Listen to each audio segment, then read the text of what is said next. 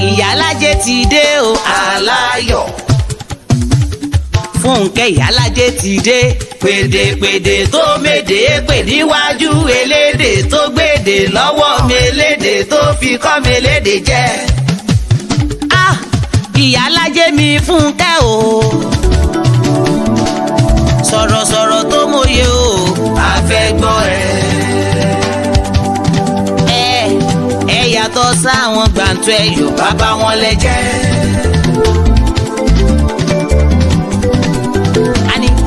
Yàtọ̀ sáwọn gbàǹtù ẹ̀yọ̀ bàbá wọn lẹ́jẹ́. Níbi ká sọ̀rọ̀ kó dáńtọ́ ẹ̀yin màlẹ́ ní. Níbi ká sọ̀rọ̀ kó mọ́ pọlọ wá ẹ̀yin màlẹ́ ní. Ìyálájé mi o alára o. Ìyálájé ni o pé kẹ́ máa wá. Ó ní kẹjẹ́ ká pàdé lórí ìkànnì yìí o. Èmi àti Dr. Mike o Mike Ọlá o bàbí Ọlágúnjú ó ní kẹ́ máa bọ̀. Onífà gọ́gù lóní kájọ wá ẹ jẹ́ ká sọ̀rọ̀ àsọyé pọ̀ lórí ìkànnì yìí o. Lórí ìkànnì Ìyálájé mi Fúnkẹ́ o. Ọmọ wọn ní sàgé ọ̀rọ̀ gbẹ àgbẹ̀dẹ ọ̀rọ̀ bàbá o. Kò mà sẹ́ni tó lè mọ̀ pọ̀ bí ò bá sọ lọ́mọ o.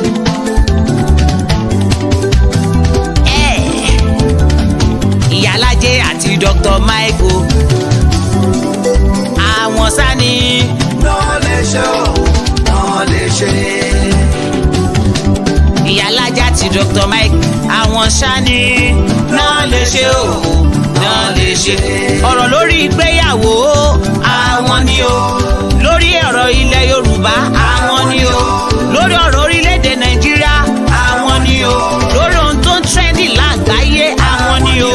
Ìyálájé àti Dr. Mike ló ní kẹ́ ẹ máa bọ̀. Ẹ máa bọ̀. Ẹ jẹ́ ká jó bọ̀. Ẹ̀yà ara mi ẹ jẹ́ ká bọ̀. Ẹ máa bọ̀. Ẹ jẹ́ ká jó bọ̀. Ẹ̀yà ara mi ẹ jẹ́ ká bọ̀. Bàmí Moses Abíọ́dún Òjó ló ní wípé ẹ jẹ́ ká yọ̀ o. Ẹ mú kalẹ̀ sílẹ̀ ẹ wá gbọ́ wa o. Ọ̀rọ̀ tó dáńtọ́ ọ̀rọ̀ tó kún ọ̀rọ̀ tó mọ́pọlọ wá tó mú làákà ìdání. Ẹ mú kalẹ̀ sílẹ̀ jẹ́ ká jọ gbọ́. Dr. Moses Abíọ́dún ọmọ wọn ní Ìgbàjọ. Òjó òjó òjó òjó òjó òjó orílù o òjó òjó òjó ọlọ́pọ̀lọ́ pípé lóní kẹ́ máa bọ̀. Ọmọ wọn ní Ìgbàjọ mo bá ròde àtàtà. Òun àti Ìyálájé o náà ṣètò yìí wọ́n ní kẹ́ ẹ̀ máa bọ̀ wá èèyàn lọ́pọ̀lọ́ pípé ká sọ̀rọ̀ kó dáńtọ́ ká dẹ̀ tún fa kó mú òkun yọ. Ẹ máa bọ̀ Bọ́lá White Fúnkẹ́ tantan o pé kẹjẹ́ ká máa gbọ́ Fúnkẹ́ Ìyálájé lórí Facebook lórí Instagram lórí YouTube àti lórí Twitter wọ́n tún wà lórí TikTok Fúnkẹ́ Ìyálájé. Ẹ máa bọ̀ ẹ jẹ́ ká jọ bọ̀. Fúnkẹ́ Ìyálájé o ìwọ lọ̀rọ̀ tí wọ́n sọ. Ayọ̀ lèdì àsìkò yìí o. Ọmọ Yorùbá tó dáńtọ́ ló ní kí n máa ké tantan. Òun àti Dr. Mike Ọlá náà ní kí n máa pariwo pé ká tẹ́tí bẹ̀lẹ̀ jẹ́ ká wá gbèsò. Fúnkẹ́ Ìyálájé ló ní kí n máa ké tantan. Òun àti Dr. Moses Abíọ́dún Òjó wọ́n ní kẹ́ máa gbọ́ lórí ìkànnì tá a wá lórí ìkànnì Ìyálájé ìyẹn Fúnkẹ́. Ẹ máa gbọ́. Ẹ máa gbọ́. Ẹ máa gbọ́. Ẹ máa gbọ́. Ìkànnì Àgbọ́dùnú o. Ẹ máa gbọ́. Ìkànnì Àgbọ́dùnú o. Ẹ máa gbọ́. Ká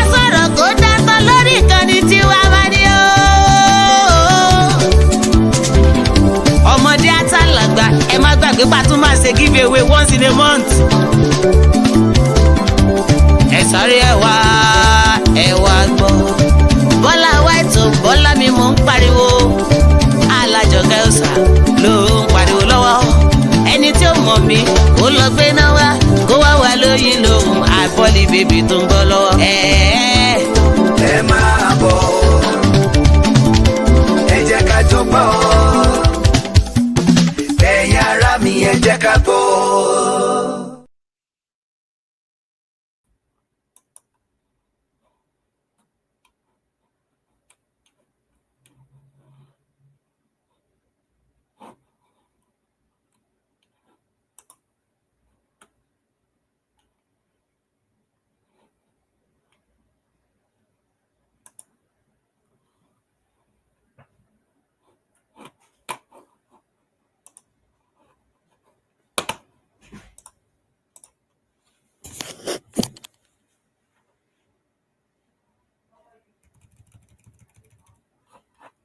Hello.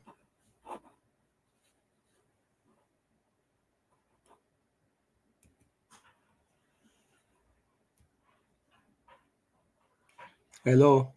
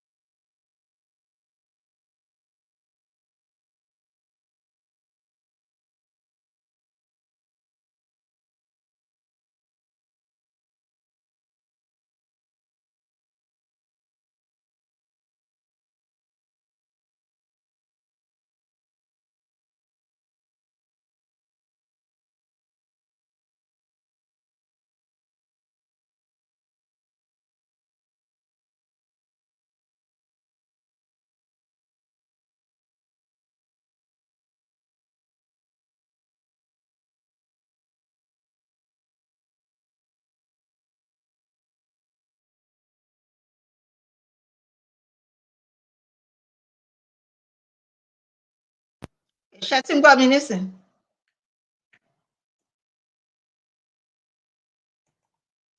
Bámi ṣé ń gbọ́ mi nísìn? Ṣé tí ń gbọ́ ó yẹ kẹ́ máa gbọ́ mi báyìí dò? Because mi ò mọ nǹkan tó ń ṣẹlẹ̀. Ṣé tí ń gbọ́ mi?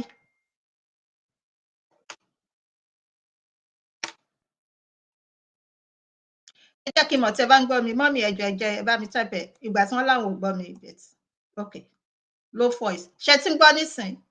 Okay, okay. Mi ò mọ nǹkan tó ń ṣẹlẹ̀ ṣá. Ẹ jọ̀ọ́ ẹ jẹ́ kí n wo dádì. Ẹ fún mi ní few minutes. Mo fẹ́ pe dádì láti make sure pé wọ́n máa darapọ̀ mọ́ wa. Ẹ ṣé, mò ń bọ̀ ẹ jọ̀ọ́.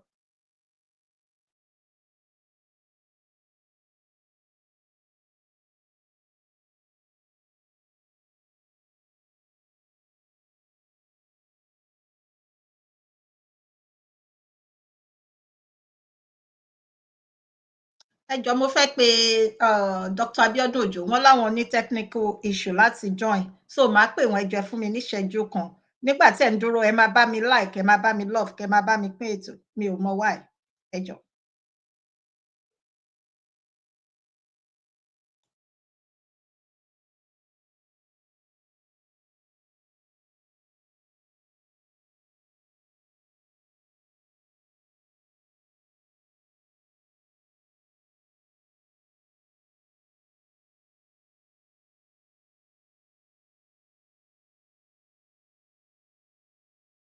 Irọ́ ni Sátánì pa ẹ máa bá wa pín ètò ẹjọ́ torí Ọlọ́run tẹ bá lè rí pín a máa tó bẹ̀rẹ̀ mi ò fẹ́ a máa tó ṣe kíni a máa tó bẹ̀rẹ̀ bí mo ṣe ń kí wa lọ bàbá mi Ọpẹ́ Olúwa ni ẹ káàbọ̀ sí orí ètò gbogbo lẹ́ńkọ́ ẹ ṣé gidi gan ni o ẹ kú gbogbo gbà ẹ kú àdúrótì ẹ jẹ́ kí n lọ wo àwọn tí mi ò bá sì porúkọ wọn ní orí Facebook page láti mo fẹ́ rí i pé mo kí gbogbo àwọn tí wọ́n bá wà pẹ̀lú wa ká tó bẹ̀rẹ̀ ètò.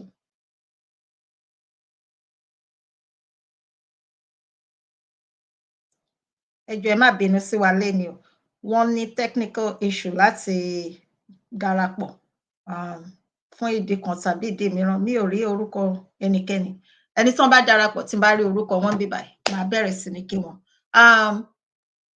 A dúpẹ́ fún Ọlọ́run a fògo fún Ọlọ́run bàbá a fògo fún Ọlọ́run ọmọ a fògo fún Ọlọ́run ẹ̀mí mímọ́ ọba tó pa wá mọ́ tó jẹ́ ká wà láàyè ká wà lálàáfíà ara ó ń pa ìjáde àti ìwọlé wa mọ́ à ń jáde láyọ̀ à ń wọlé láyọ̀ ìmọ̀ ọ̀tá ìmọ̀ àwọn ẹni òkùnkùn kò ṣẹ́ sí wa lórí a dá gbogbo ògo àti ìyìn padà sí ọ̀dọ̀ Ọlọ́run a fẹ́ lọ nínú ètò Olúwa ẹ gbẹ́nu wa sọ̀rọ̀ ẹ fi iná la ètò yìí kọjá o gbogbo ohun tá ó sọ ẹ jẹ́ kó ti ọ̀dọ̀ yín wá ẹ má jẹ́ ká fi ara ṣe nǹkan tá a fẹ́ ṣe níkẹyìn a ó dá gbogbo ògo padà sí ọ̀dọ̀ yín o ẹ káàbọ̀ padà sórí ètò dádì.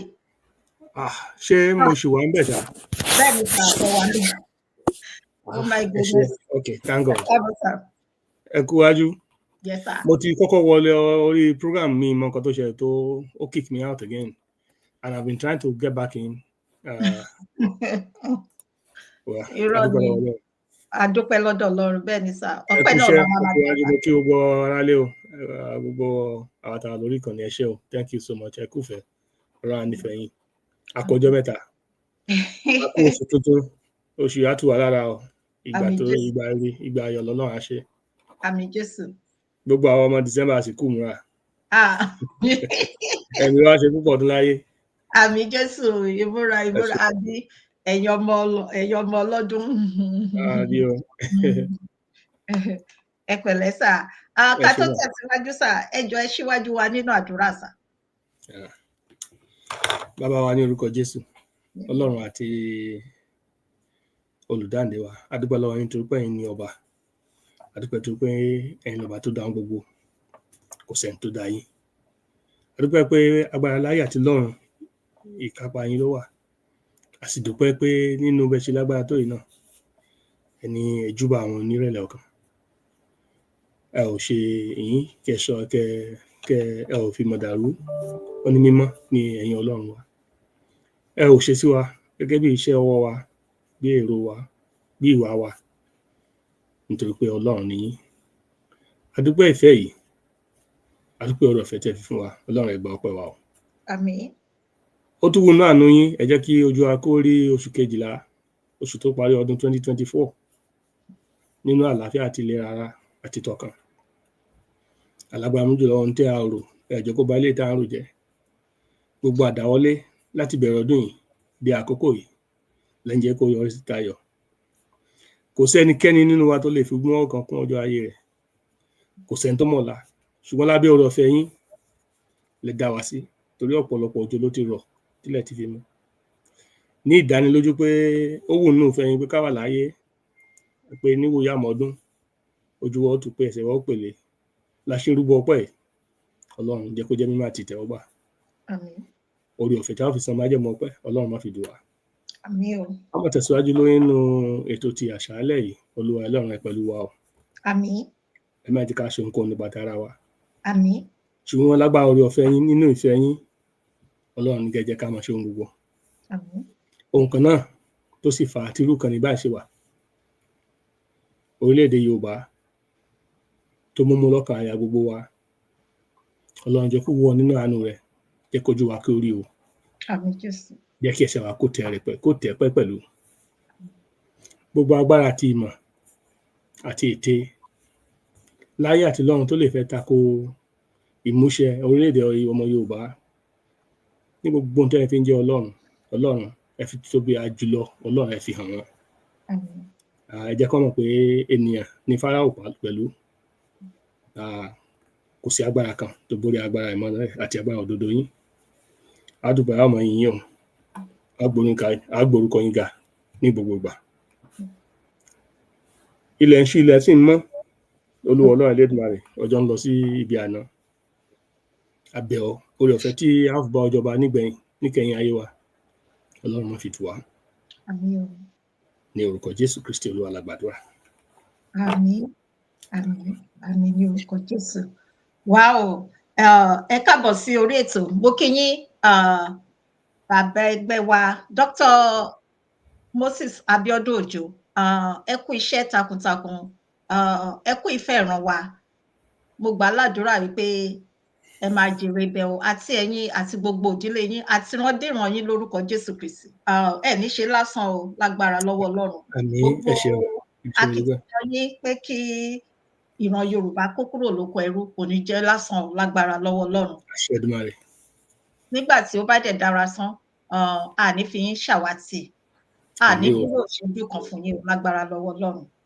Àmín. Gbà ládùúrà pé gbogbo àwọn ọmọ yín, gbogbo ibi tí wọ́n bá ń dé, káàkiri igun mẹ́rẹ̀ẹ̀rin àgbáláyé, ojú rere àti àánú Ọlọ́run kò ní fi wọ́n sílẹ̀ o. Wọ́n máa rí àánú gbà ní gbogbo ọ̀nà wọn ni. Ògo wọn ó máa buyọ sí rere káàkiri igun mẹ́rẹ̀ẹ̀rin àgbáláyé. Ẹ ní ṣe wàhálà náà jẹun. Ẹ ní sunkún lórí kankan náà ọmọ yín. Àmín àtẹ̀yìn náà. Gidi gan ni sà. Ẹ káàbọ̀ sí orí ètò. Ẹ ṣé gan, mo dúpẹ́. Ẹ kú wájú. Ẹ kú iṣẹ́ takuntakun. Ẹ kú àìbínú. Ó sì sá Ó tó jẹ́ mẹ́ta. Mo tọrọ gáfárà.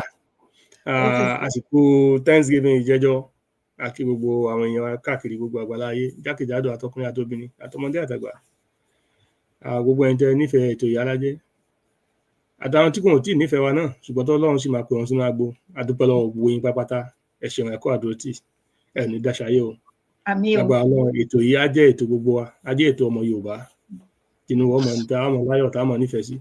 Gbogbo àwọn tó bá sì ní àbá láti bá ṣe lè mú kí ètò yìí kó tó gba ìkógbẹ̀yẹ sí, ẹ jọ̀ọ́ ẹ má bí ẹ kàn sí wa.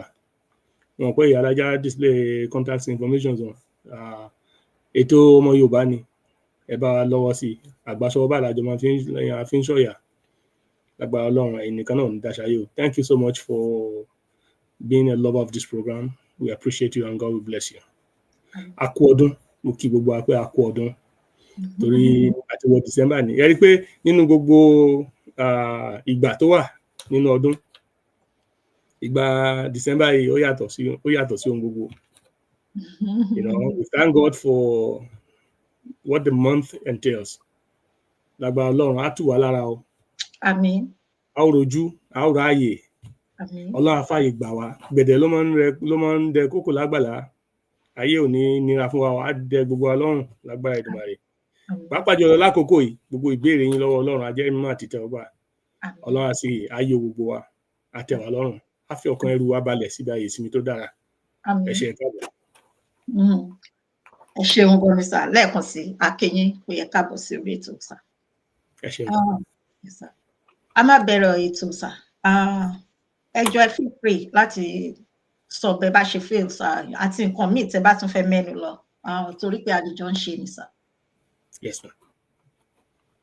Níjọ́ ọjọ́ méjì sẹ́yìn, nípa arákùnrin kan tí wọ́n pè ní Barrister Dele Farotimi sà. Yes, ma'am. Tí wọ́n lọ jí gbé.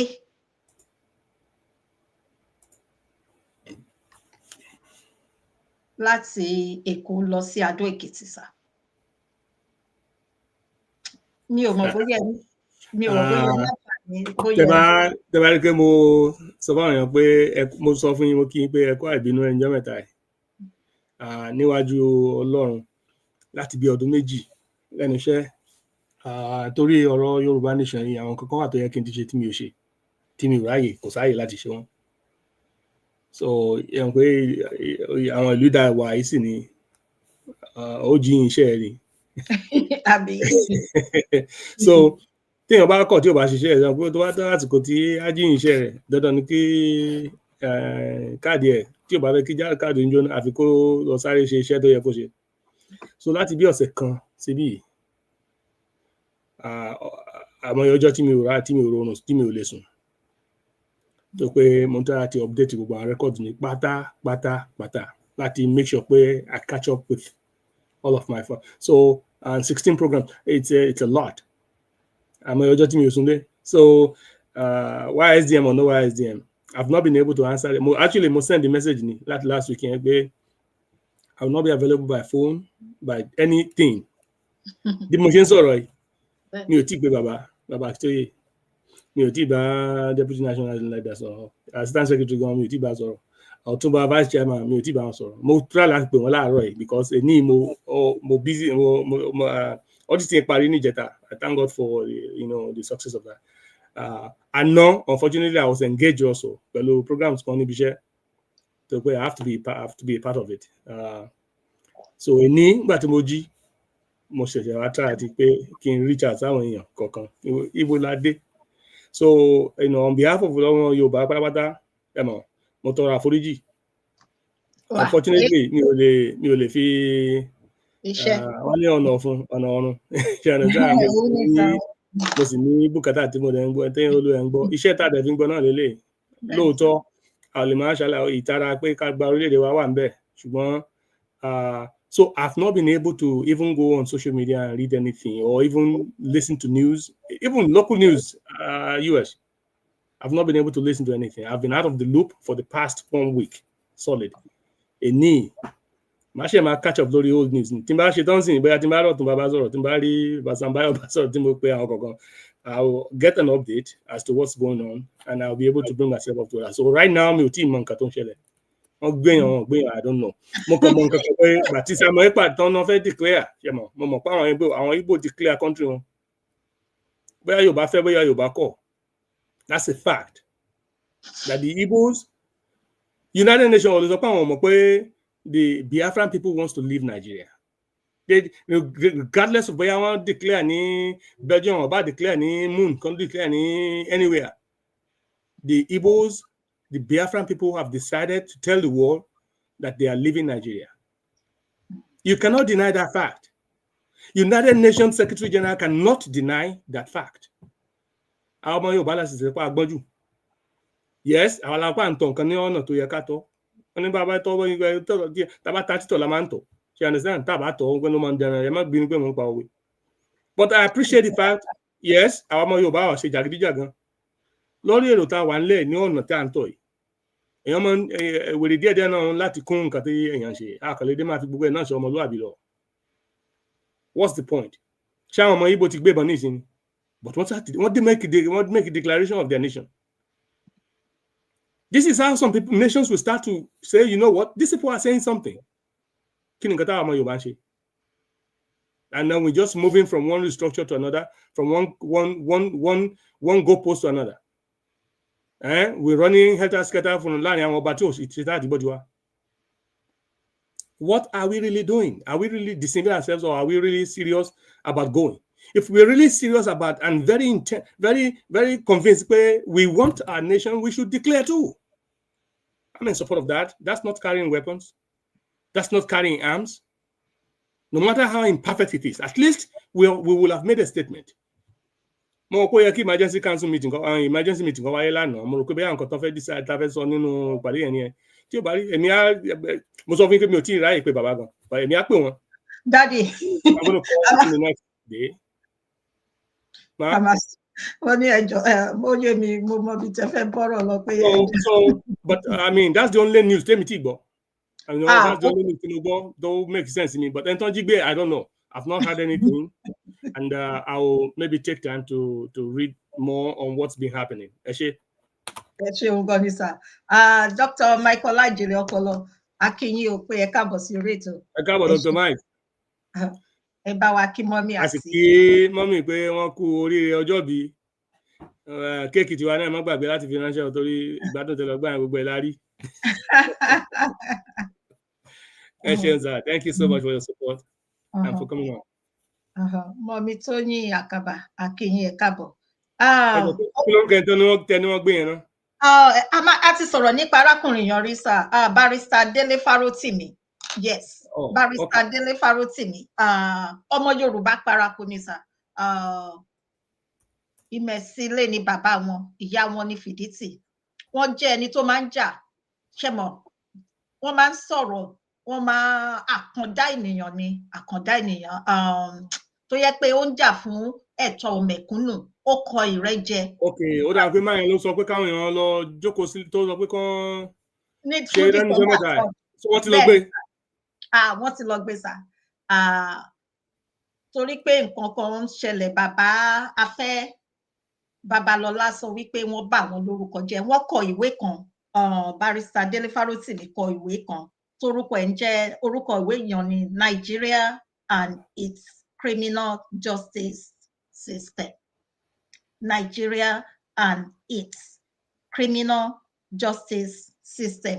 Tẹ́ bá máa play ohun wọn fún yín níbí báyìí sá tẹ́ máa gbọ́. So wọ́n wá ní wọ́n bà wọ́n lórúkọ jẹ́. So fún ìdí eléyìí bí wọ́n ṣe lọ jí wọn gbé ní ọjọ́ méjì sẹ́yìn nìyẹn sá. Ó ń lọ káàkiri gan ni sá.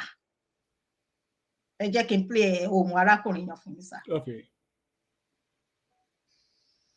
It came to my knowledge that there is a charge that has been fraudulently preferred against me before a court in Ekiti State at the instance of Chief Afe Babalola. This charge had been fraudulently preferred, hidden from view, and the court. Oh God. Okay. Hold on. I need call. Hello, Dr. Michaela. Yes, sir. Yes, sir. Oh, no. What is that? Moses ABIODUN. Okay. Thank you, sir. Thank you, sir. Amen. Àwọn náà kí ni sá. Mo kàn fẹ́ sáré bíríngì bàbá wa, mo fẹ́ bíríngì wọn up to date, just a little bit lórí ọ̀rọ̀ alàgbà Dele Farotimi. So, ọ̀rọ̀ tó wà nílẹ̀ ṣe rí before election ni alàgbà Dele Farotimi ti ń sọ pé ọkàn àwọn ò balẹ̀ pẹ̀lú ọ̀rọ̀ Tinubu pé tí Tinubu bá wọlé possibility gan wà tó bá ṣe é ṣe gan tó bá fẹ́ lè ju àwọn máa kúrò Nàìjíríà kó tó di pé wọ́n wá padà sọ pé àwọn ò tiẹ̀ lọ kankan àwọn òṣàfẹ́ nìkan kan kò síbi táwọn ń lọ. But ìyẹn ń lọ gẹ̀rẹ́gẹ̀rẹ́ sí àwọn àkànwò pé ṣé wọ́n á make move lórí wọn àbí wọn ní make move. A mọ̀ pé àwọn èèyàn táwọn sọ yìí wọn ò lè gífọ̀ wọ́n máa make move ìgbà tó kàn máa ṣe là. Now tẹ́ bá lọ online sà alàgbà Dele Farotimi wọ́n kọ ìwé kan Nigeria and its criminal justice system.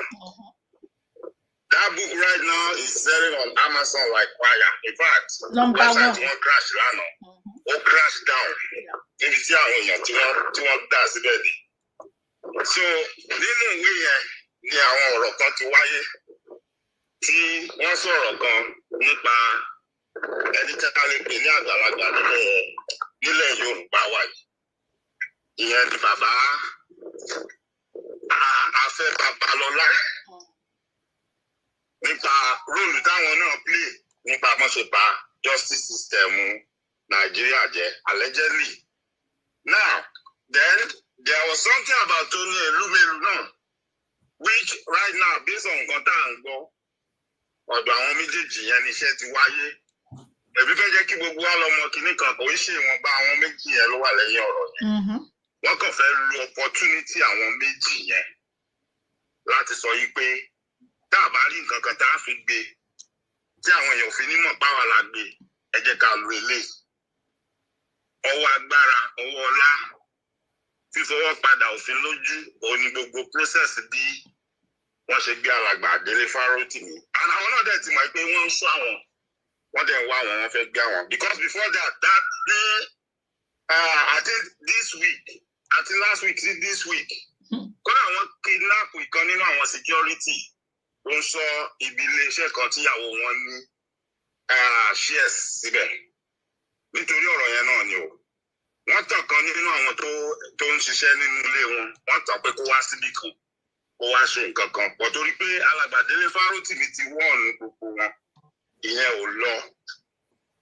ò lọ síbẹ̀ so eventually gbogbo ọ̀rọ̀ tó ń sọ ìtàn ṣe yìí náà alàgbà ti tẹ̀lé lọ́ọ̀yà wọn ti lọ àgọ́ ọlọ́pàá o tó ti lọ report pé báyìí o táwọn ọlọ́pàá ní kò sí nǹkan kan tó ní kò sí any problem ọ̀ṣẹ́ wọn pé ìyàlẹ́nu ló jẹ́ pé láti odidi Èkìtì state lọ́hùn-ún àwọn rapid response squad láti pé wọ́n lọ mólè láì ṣe pé wọ́n sọ fún wọn pé ọ̀gá Boko Haram wà nínú ilé Dele Farotimi wọ́n wá kó jíǹsì wọ̀ wọ́n wá wọ bulletproof kìíní ilé lórí wọ́n kó ìbọn AK-47 àti àwọn hand grenade wọ́n wá lọ sí chambers níbi tí alàgbà Dele Farotimi wà wọ́n lọ gbé níbẹ̀ wọ́n dẹ̀ ṣe débẹ̀ wọ́n gba fóònù tó wà lọ́wọ́ everybody so that everybody má record evidence tó fi kan ìyá tán ló ń ṣiṣẹ́ mẹ́ bóyá ẹni tó ń gbálẹ̀ fóònù tó ń pè ní pálásà tí ò lè rìkọ́ọ̀dù nǹkan kan tó wà lọ́wọ́ yá yẹn wọ́n náà yá yẹn wọ́n gba gbogbo ẹ̀ lọ kẹfì mọ́ṣẹ́ láabi tí wọ́n ṣe so nǹkan tó kàn ń kẹ́ ẹ̀mí lára ń bẹ̀ ni pé gbogbo tá à ń pariwo fúnra wa tá à ń sọ fúnra wa lélẹ́yìí now ìgbà kan ilé olóyè ni wọ́n lọ right wọ́n rí Boko Haram bombard bọ̀ wọ́n lè wá bombard ilé olóyè now ìgbà kan kalọ náà làwọn kan gbé bọ́n ṣe rí bọ́n ṣe ń isolate wa lẹ́yọ kọ̀ọ̀kan gbogbo ẹni tó bá ti dàbí pé eléyìí ló fẹ́ fún wa problem eléyìí ló fẹ́ máa tú àṣírí wa wọ́n máa isolate ẹnìyẹn àwọn aráwọn kan nu wa instead kí gbogbo àjọ panu pọ̀ bí wọ́n bá try láti divide wa pẹ̀lú religion wọ́n try láti divide wa pẹ̀lú pé oníjàgídíjàgan làwọn yẹn nǹkan tó ń jẹ lóyè wọn àrùn wọn ṣẹ́ wọn dẹ̀ mọ̀ pé àwọn ni wọ́n ń rú àwọn èèyàn ìwọ̀n lágbára nítorí pé wọ́n jẹ́ kájọ pẹnu pọ̀ sójú kan láti bá àwọn èèyàn wọ̀n wípé ohun tó ń ṣe ó lòdì sí òfin tó bá sọ pé èèyàn ṣẹ̀ ẹ̀sà if bàbá afẹ́ Babalọ́lá tí àwọn èèyàn kò mọ̀ sọ pé àwọn àgbààgbà ilẹ̀ Yorùbá that is why I'm not sorry to say o àgbà tí ò bá ti respect ara ẹ̀ ni ò respect ẹ̀ I don't care who you are mi ò dẹ̀ fẹ́ mọ orúkọ tó ti make bàbá Awólọ́wọ̀ respect ara ẹ̀ títí dọjọ́ alẹ́ wọn lórúkọ wọn sì ṣe wà ń ta bàbá Gani Fáwẹ́hìnmí ò bà orúkọ wọn jẹ́ tí wọ́n fi lọ orúkọ wọn ò dẹ̀ lè bàjẹ́ kò dẹ̀ lè parẹ́ so bẹ́ẹ̀ bá wà láyé lójú ayé ẹ̀ tó fẹ́ ba ìgbọ̀nba orúkọ tó rò pé òun build jẹ́ ojú gbogbo wa ń bí ló ṣe máa ṣe ojú gbogbo wa ń bí ni so àwọn táwọn tó máa sọ fún wa pé àwọn àgbààgbà ilẹ̀ Yorùbá pé tó bá dágbá a máa ríyàn fojú jọ ara wọn ni wọ́n mú wa lẹ́yọ kọ̀ọ̀kan wọ̀nyí tẹ bá àlẹ́ yìí pé ó parọ́ mọ́ yín nínú ohun tó sọ ilé ẹjọ́ ló yẹ kó ṣe ohun tó tọ́ ó dẹ̀ nílànà ó ní bí wọ́n á ṣe gbégbèsè ẹ̀ bí wọ́n á ṣe ṣe kì í ṣe pé ká máa threaten èèyàn kì í dẹ̀ ṣe pé ká ní kán lọ máa gbéyàn láti Èkó wá sí Èkìtì la máa fi yanjú civil lawsuit it's a civil lawsuit this is not criminal in nature kí wá ló fa ọ̀rọ̀ à ń gbé RRS rapid response squad láti Èkìtì wá gbéyàn lẹ́kọ̀ọ́ pé a fẹ́ lọ mú apààyàn a fẹ́ lọ mú gbogbo nǹkan ìjà sínú ilé kí ló lè tó yẹn ká tún wá máa gbọ́ pé èèyàn kan tó ń pè lágbàlagbà ńlẹ̀ Yorùbá ló tún wà náà àwọn tó wà ń díẹ̀ ó tẹ̀ jẹ́ káwọn káwọ̀dù kan tó ń pera wọn lólórí wọn sápamọ́ sábẹ́ lẹ́yìn because they are cowards if they are not cowards they should come out and let people know pé àwọn ni brain táwọn wà behind it tó bá jẹ́ pé ohun tó ń ṣe dáa kò nídìí kan máa sápamọ́ sẹ́yìn kankan kán jáde pé ẹsẹ̀ tí lágbájá ṣèrè ohun tó fi sọ ní kán dẹ̀ lọ fi ọwọ́ òfin tọ́ bó ṣe yẹ kán tọ́ gangan gẹ́lẹ́ kán dẹ̀ ṣe ohun tó yẹ kán ṣe kò sẹ́ni tí ó máa pariwo. bọ̀ wọ́n máa fi àwọn ọ̀daràn lẹ̀ wọ́n lọ máa gbé àwọn èèyàn tó ń sọ pé nǹkan tí ò dá tán point ẹ̀ out that's why sometimes àmì òun blame àwọn tí wọ́n wà nílé tí wọ́n lè sọ̀rọ̀ because mo understand pé situation tí wọ́n wà kò fún wọn láàyè kò wà conducive fún wọn láti sọ̀rọ̀ ẹlòmíì kan ṣe tán àti sọ̀rọ̀ ṣùgbọ́n àwọn mọ̀lẹ́bí ó máa pè wọ́n máa pàrọ̀ sọ pé wá torí tó bá dá wàhálà alẹ́ kan kò ní jẹ́ tiẹ̀ nìkan so kì í ṣe pé bóyá a máa ń look down people at home pé wọ́n gbọ́ àbí wọn lè sọ̀rọ̀ I understand government nítorí some of them do call and say we appreciate you people for what you are doing because these are things we should be doing and we want to do it but we cannot even if we want to be strong-headed and we want to do it our families do not allow us to do it.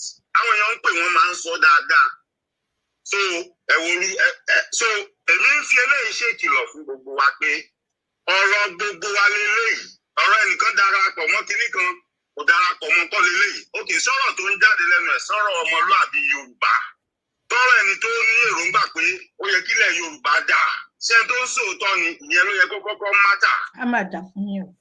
then ṣé gbígbé tó lọ gbé tó bófin mu kò bófin mu gbogbo wọn tó bá ní agbófinró ẹni ró ni adájọ́ ní àbóǹkó tó kò pé rẹ̀ lábẹ́ òfin tó bá ní o fẹ́ lọ múyàn tó lórúfin tí wọ́n gan wá lọ gba ìlànà tó ti rúfin tí ò bófin mu tó lọ gbà ṣe ó ti nullify gbogbo nǹkan tó lọ dúró fún.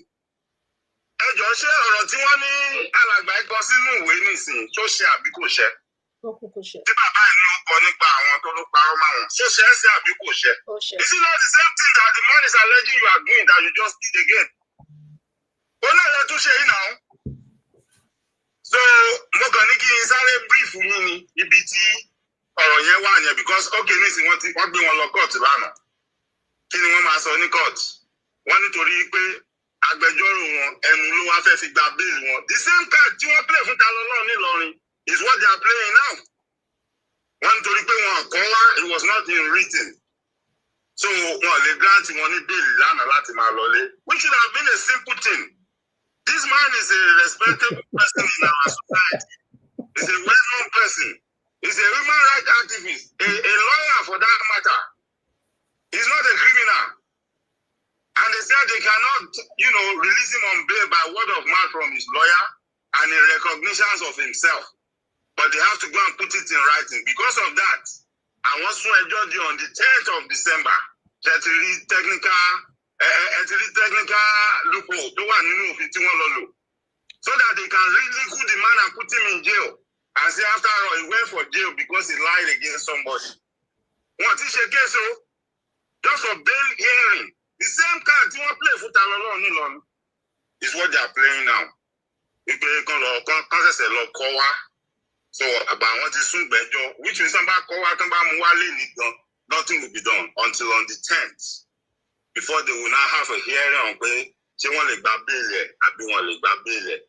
Which on that day gan wọ́n tún lè bẹ̀rẹ̀ another stupid technical stuff. Láti máa ní nǹkan kan ò right àbò right. Pariwo tèmi ń pa ni pé lánàá mo rí nǹkan kan àwọn ọ̀dọ́ kan gbé plákáàdì wọ́n lọ tó síwájú Arise TV wọ́n láwọn protest ìpè news tí Arise TV gbé jáde nípa owó epo àti bọ́rọ̀ epo ṣe lọ gbérọ́ ni wọ́n pa mọ́ ìjọba àti àwọn kan ìpè so àwọn fẹ́ kí wọ́n correct kínní yẹn kan apologize. These same people wọ́n realize pé irú opportunity tó rí yẹn because at the end of the day we find out pé àwọn kan ló sanwó fún wọn wọ́n sanwó fún wọn ni wọ́n wá fún wọn ní placard pé ẹ lọ protest ẹ sọ pé ẹ gba nǹkan tó ń ṣe yẹn kọ́ correct ẹ̀ ọ̀dọ́ ni àwọn tá à ń sọ ìsà ọjọ́ ọ̀la wọn wà nínú nǹkan tí alàgbà Dele Farotimi ń sọ̀rọ̀ pa ẹ̀. Kí ló dé tó bá ti jẹ́yàwó oúnjẹ wọn tán ti gba owó yẹn tí wọ́n wá débẹ̀ yẹn nírú àná kan wá lo opportunity tán ti fún wọn yẹn kan wá máa pariwo pé free Dele Farotimi ohun tá a bá wà ní ẹ̀bùn tẹ̀jẹ̀ pọ́tọ̀ ló ń tẹ ní ká wá ṣe ń bí àti gbọ́njú yìí lọ because by them standing in front of Arise TV leaking the secret pé àwọn kan ló wá sanwó fún wa pé ká wá síbi ká wá protest pé irọ́ lẹ pa ọ̀ àwọn ò wá níṣe yẹn o ohun tá a fẹ́ nì kí news wá gbé kí gbogbo àgbáyé gbọ́ lánàá báwo ni ò bá ṣe dáa tó báwo ni ò bá ṣe dùn tó báwo ni ọ̀pọ̀lọpọ̀ ò bá ṣe tètè máa dìde sí ọ̀rọ̀ yẹn sí ọ̀ọ́dún ni ó ṣe ní láàánú pé àwọn idiot yẹn náà lọ́bẹ̀ wọ́n lọ ń pariwo wọ́n lọ ń jàjà rán dandan tí ó kàn wọ́n at the end of the day kan nu wọn ló wá ń sọ̀rọ̀ kan yìí tààfin ó ń jà nítorí pé bóyá owó tiẹ̀ tán fún ò pé àbí wọn fún lówó òun ló wá tú àṣírí síta pé wọ́n sanwó fáwọn pé káwọn wá bí ni ó dẹ̀ níye tó wó yẹn jẹ́ ìyálájẹ́ mi mọ̀ bóyá ti lọ rí fídíò yẹn bóyá ti wò ló wá tú àṣírí màá sẹ́ndì fídíò yẹn sí màá sẹ́ndì ẹ̀ sí Dr. ABIODUN ló wá tú àṣírí pé wọ́n sanwó fáwọn káwọn wá bí káwọn wá ṣe nǹkan táwọn wá ṣe nípa owó títòun wọn fóun ọ̀ ó sọ pé owó yẹn ò pé ló wá tú àṣírí instead of them to be fighting ẹ̀ ń tọ́ gbé yìí ìjà gbogbo wa ló ń jà kì í ṣe ìjà àtàrà ẹ̀ kò jẹ́ ṣe ìjà àtàrà ẹ̀ anybody tó bá ń sọ̀rọ̀ tó wọ́n expose nǹkan tí ò dáa they are not fighting for their own survival àbí sápò ara wọn wọ́n ń jàjà ọjọ́ iwájú gbogbo wa àti tàwọn ọmọ àti àrọ́mọdọ́mọ ni and gbogbo wọn máa ní stage tá máa dé tá máa realize pé okay pápá ò bá ṣe é sán a máa ń ka lórí àwa kan ti dé stage yẹn làwa ṣe dúró síbi tá a dúró síta láàkó ń bẹ̀ pé Yorùbá nation ni báwọn kan ò tí ì débẹ̀ wọ́n sì ní wọ́n ní bílí pé òkè apá yẹn stiff náà ni ó sì máa ṣe é san àwọn á sì san but No, a point in time they will realize pé apá yẹn ó ti ń stiff lọ bí pé táwọn ò bá tètè ṣọ́ra káwọn gbára àwọn pátápátá àwọn ò ní rápá yẹn san mọ́ láéláé tó ọlọ́dẹ̀jọ́ yé gbogbo wa bẹ́ẹ̀ sọ ọ̀rọ̀ tó wà nílẹ̀ yìí ọ̀rọ̀ pé wọ́n bá ti mú kan nu wa lọ́nà àìtọ́ either the person is a Christian is a Muslim ó ṣe Yorùbá nation kò ṣe Yorùbá nation as far as tó ti jẹ́ kan nu wa maybe one of the poor masses àbí kan nínú àwọn tó ń sòótọ́ tó ń tako ìjọba láti mọ̀ kórè òótọ́ ló dúró sí it is our responsibility and duty sir to come out in one voice ìyẹn náà máa fi mọ̀ pé I'm in a business. But as long as a bá ń jẹ́ kán lo religion àti tactics pé àwọn kan ń ṣe Yorùbá nation àwọn kan ò ṣe tán bá ti ń fi gbogbo yẹn tán ti fi ń divide wa. We will continue in this circle, this rat race tí wọ́n fẹ́ kó wa sí. It will continue forever, kò ní stop. Ìgbà kan ta lọ́lọ́run ni everybody wà ológun tó jẹ yóò èdè jẹ́ oníṣẹ̀ṣẹ̀ ló ń jà. You see? They are using the same tactics. There's no difference. It's the same thing. And until we stop it one day, until Tabafi Peg is no. This method is not going to work in our midst anymore before it will stop. So, ó jẹ́ bó ṣe jẹ́ bàbá mi, ẹ má jẹ́ kí n gba àkókò wa jù. Ẹ ṣeun. No, ọ̀rọ̀ tẹ́ sọ ó make sense gidi. Take your time, Baba. I'm very glad pé you're bringing me up to speed. I'm very glad. Inú sì dùn pé bẹ́ẹ̀ ṣe ń sọ̀rọ̀, mo rí pé Land of Tosunwa is almost in sync with it. The way I view things is the way you're seeing it as well.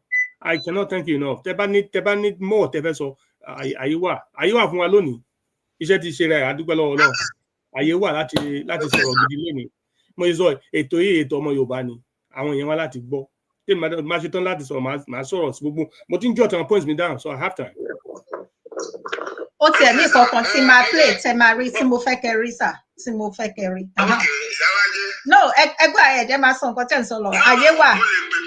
Okay, gbà. Tẹ́ bá dẹ̀ fẹ́ join. Okay. Ẹ bá wa kí o. Ẹ bá wa kí sà. Ẹ bá wa kí mọ́mí wa sà. Okay, sir. All right, sir. Ẹ máa jèrè wọn o. Lágbára náà. Ẹ ṣé sà. Okay. Àwọn èèyàn ti ẹ káàbọ̀ sórí ètò dádì o. Ẹ káàbọ̀ sórí ètò dádì. Ẹ káàsán dádì mo wà lórí ìkúnlẹ̀ sà o. Àdìjọ ń ṣe ni sà. Dr. Abiodun Ojo mo kí yín o. Ẹ kọjọ́ bẹ́ẹ̀ dádì o. Lẹ́sà o. Ẹ̀kọ́ àdúró tí sà. Thank you so much.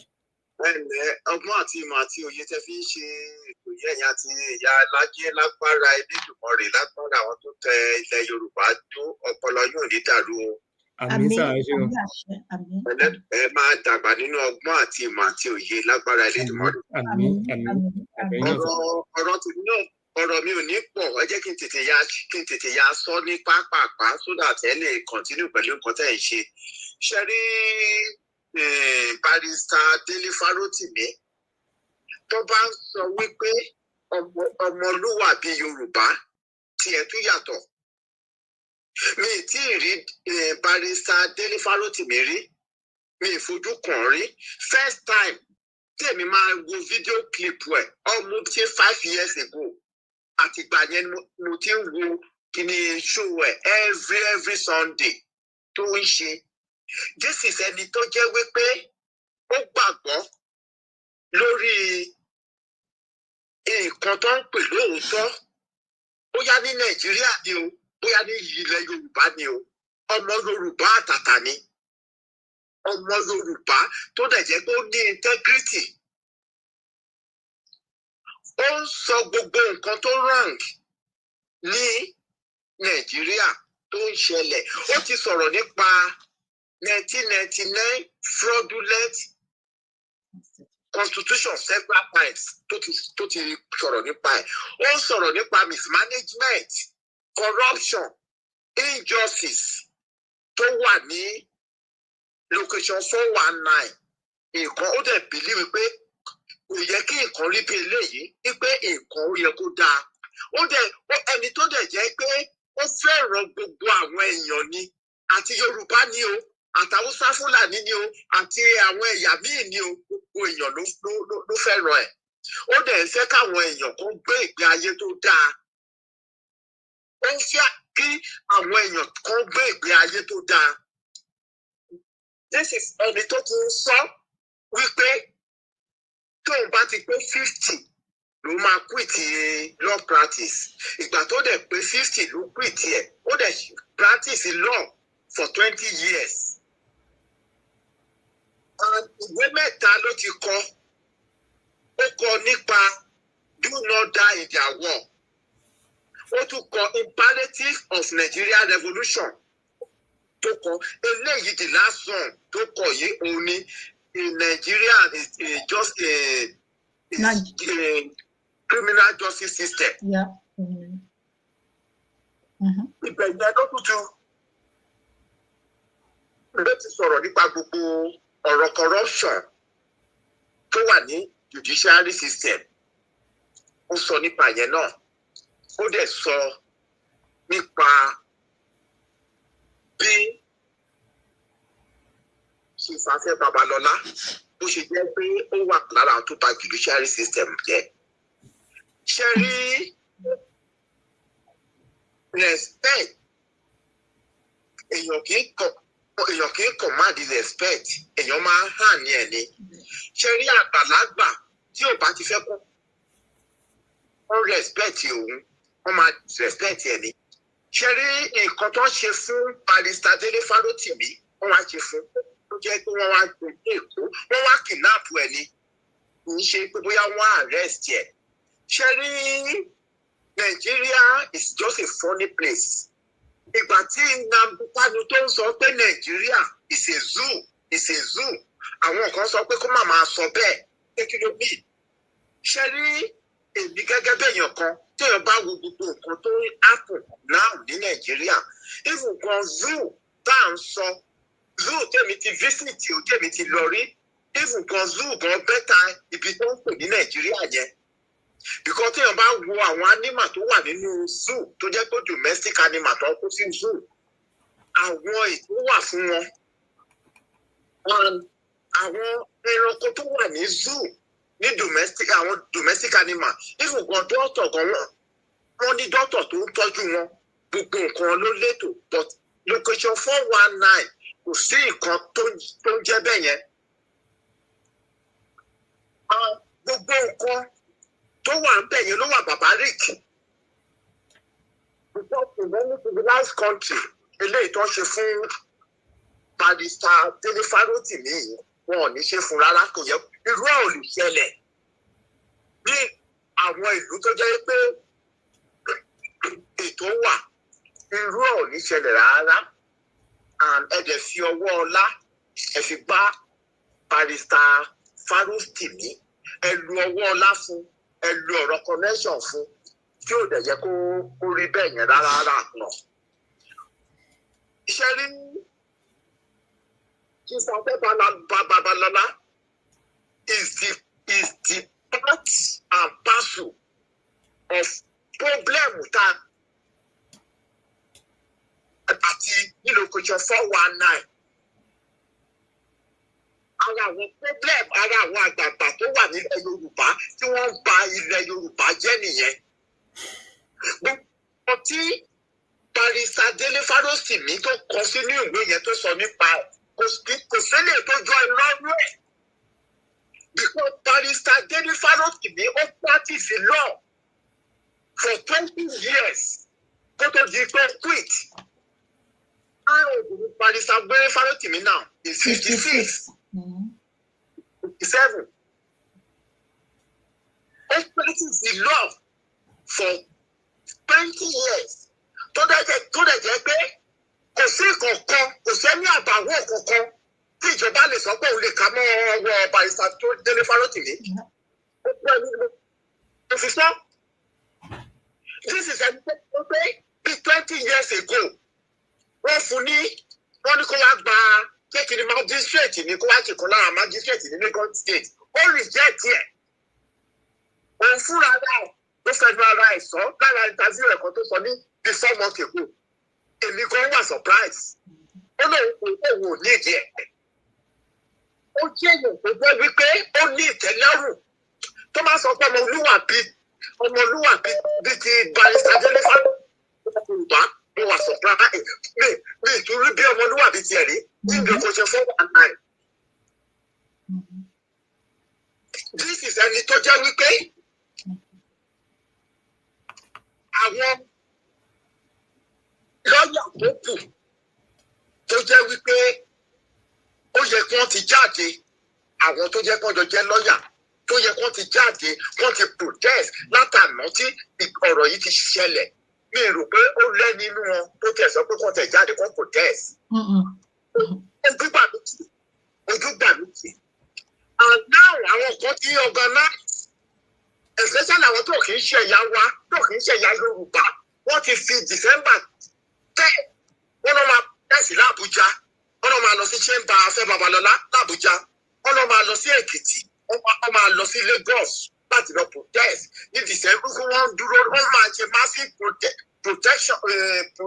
protestation ìyẹn because of Barrister Dele Farotimi àwọn ẹ̀yà míì nìyẹn o tó kì í ṣe ẹ̀yà wa àwọn kan lára àwọn ọmọ Yorùbá kan èèyàn kan sọ kínní kan fún mi lánàá ó lóun wà níkànnì kan tó jẹ́ pé àwọn ọmọ Yorùbá wa wà ẹnìyẹn abroad bíi ló wà ó lóun gbọ́ nǹkan tí àwọn Yorùbá wa kan ń sọ tó jẹ́ pé wọ́n sọ pé wọ́n fi Barrister Dele Farotimi wọ́n fi ń ṣẹlẹ́yà ìgbà tẹ́nìyẹn sọ ní ojúgbà mi tì táwọn ọmọ Yorùbá ti wá tó tún máa ṣe nǹkan ìyàlẹ́nu ni.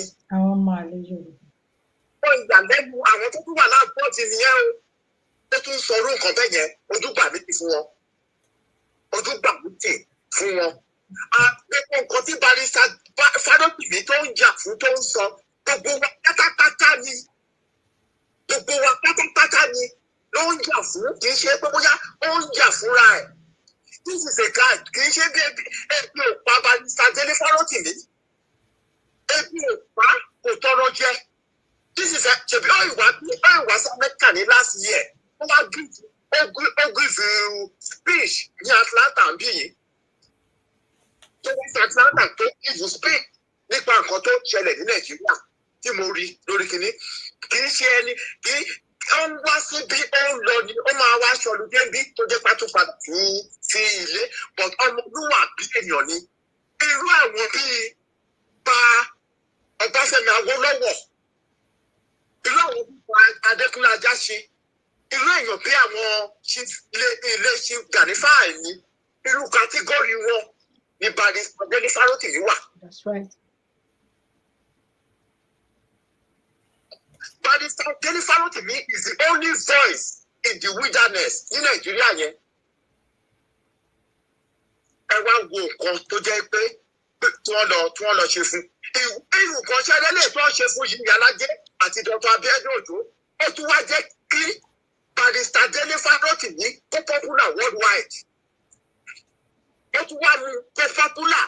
Ìwé yẹn gan ìgbà tó sọ̀rọ̀ nípa ìwé yẹn gan èmi gan mi ti ìràwé yẹn àtàná báyìí ìwé ẹ̀ méjì lèmi ti ọ̀dà fún lórí Amazon tó máa dé náà on Monday mo dẹ̀ rí bí mo rí ìwé táwọn àwọn èèyàn tó jẹ́ pé wọn ò gbọ́ nípa Barrister Dele Farotimi rárá tẹ́lẹ̀ torí nǹkan tó ṣẹlẹ̀ sí àwọn èèyàn wọ́n ọ̀dà fún ìwé yẹn ni wọ́n ọ̀dà fún ni wọn ìwé tó kọ yẹn wọ́n ọ̀dà fún. Ojúgbà mi tì wọ́n ṣe fún Barrister Dele Farotimi especially ọmọ Yorùbá tó jẹ́ pé ìwọ tó tún pera ní legal luminary Chief Afẹ́ Babalọ́lá should be around 95 go to 95 at least ó lè tí Barrister Dele Farotimi lọ́wọ́ tó fẹ́ ṣe fóyàn wá tèmi kóòtù ló máa lọ ẹ wá lọ kìdàpọ̀ ẹ ṣe ọwọ́ lágbá lójú ẹ ṣe ọwọ́ ẹgbẹ́ ẹ̀mọ̀yàn ẹ sì ń gbà lójú ojúgbà mi tì kò yẹ kó rí bẹ́ẹ̀ rárá. Ìyálájẹ́ Dr. Abiodun Ojo máa bá program yìí lọ ẹ ṣé gan. ẹ ṣé gan ni dádì ẹ máa pẹ́ fún wa ẹ ṣé gan ni dádì ẹ jọ̀ọ́ sà kẹ́ tó tẹ̀síwájú máa sáré pé ẹni tí wọ́n pè wá yàn then máa kí àwọn tí wọ́n ṣẹ̀ darapọ̀ mọ́ wa ẹ jọ̀ọ́ sà ẹ má bínú sà. ìbínú kẹ ayé wà sẹ. ẹ̀yin bàbá ẹgbẹ́ so ẹ jẹ́ kí n sáré kí nígbà tí mò ń dúró mọ́mí Fúnkẹ́ Òkèlọ́lá JP wọ́n kì í yín òun wọ́n ní bàbá ẹgbẹ́ wa ẹ kú iṣẹ́ lò. èmi náà ti fi gbogbo ara kí wọn ṣe gan. ẹ ó dàn fún mi bàbá mo kí dáàdi Ṣọlá tí ẹ káàbọ̀ dáàdi akínyìn o ẹ ṣe gan ni ẹ kú àdúrótì ẹ kú gbogbo gbà o kò ní rẹ̀yìn dáàdi Kẹ́hìndé Hòsénì Saliman akí ẹ̀yin náà ẹ ṣe gan bàbá ilẹ̀ Yorùbá gbè yín o bàbá wa Síkírù Adéwálé Suleiman akẹ́yìn náà bákan náà ẹ ṣe lọ́pọ̀lọpọ̀ adúpẹ́ mọ́mí Ọ̀ṣungbòyè wọ́n kọrin fún yín ní bíbá yìí mo fẹ́ pín orin wọn yan ok ẹ sọ̀rọ̀ sókè bàbá ẹgbẹ́nu sí mike sà. ẹ kú ètò. ẹ káwọ sà. ọlọ́run bá jẹ́ pẹ́ fún wa. amen sà ẹ ṣé gan sà. Yorùbá nation. no going back. Yorùbá nation. no going back ni sà. Yorùbá nation. no going back. agbára Ọlọ́run. God bless you, sir. God bless you and bless my madam. God bless you too. And bless you, Yoruba people worldwide. Kerry, lawyer Dele Farotimi, Barrister Dele Farotimi.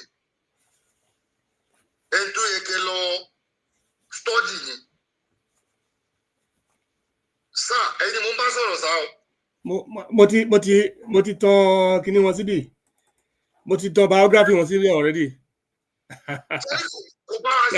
Bẹ́ẹ̀ sọ̀rọ̀ yẹn mo ti I've already put on his kinindi on the page in about my second computer on the page one more one.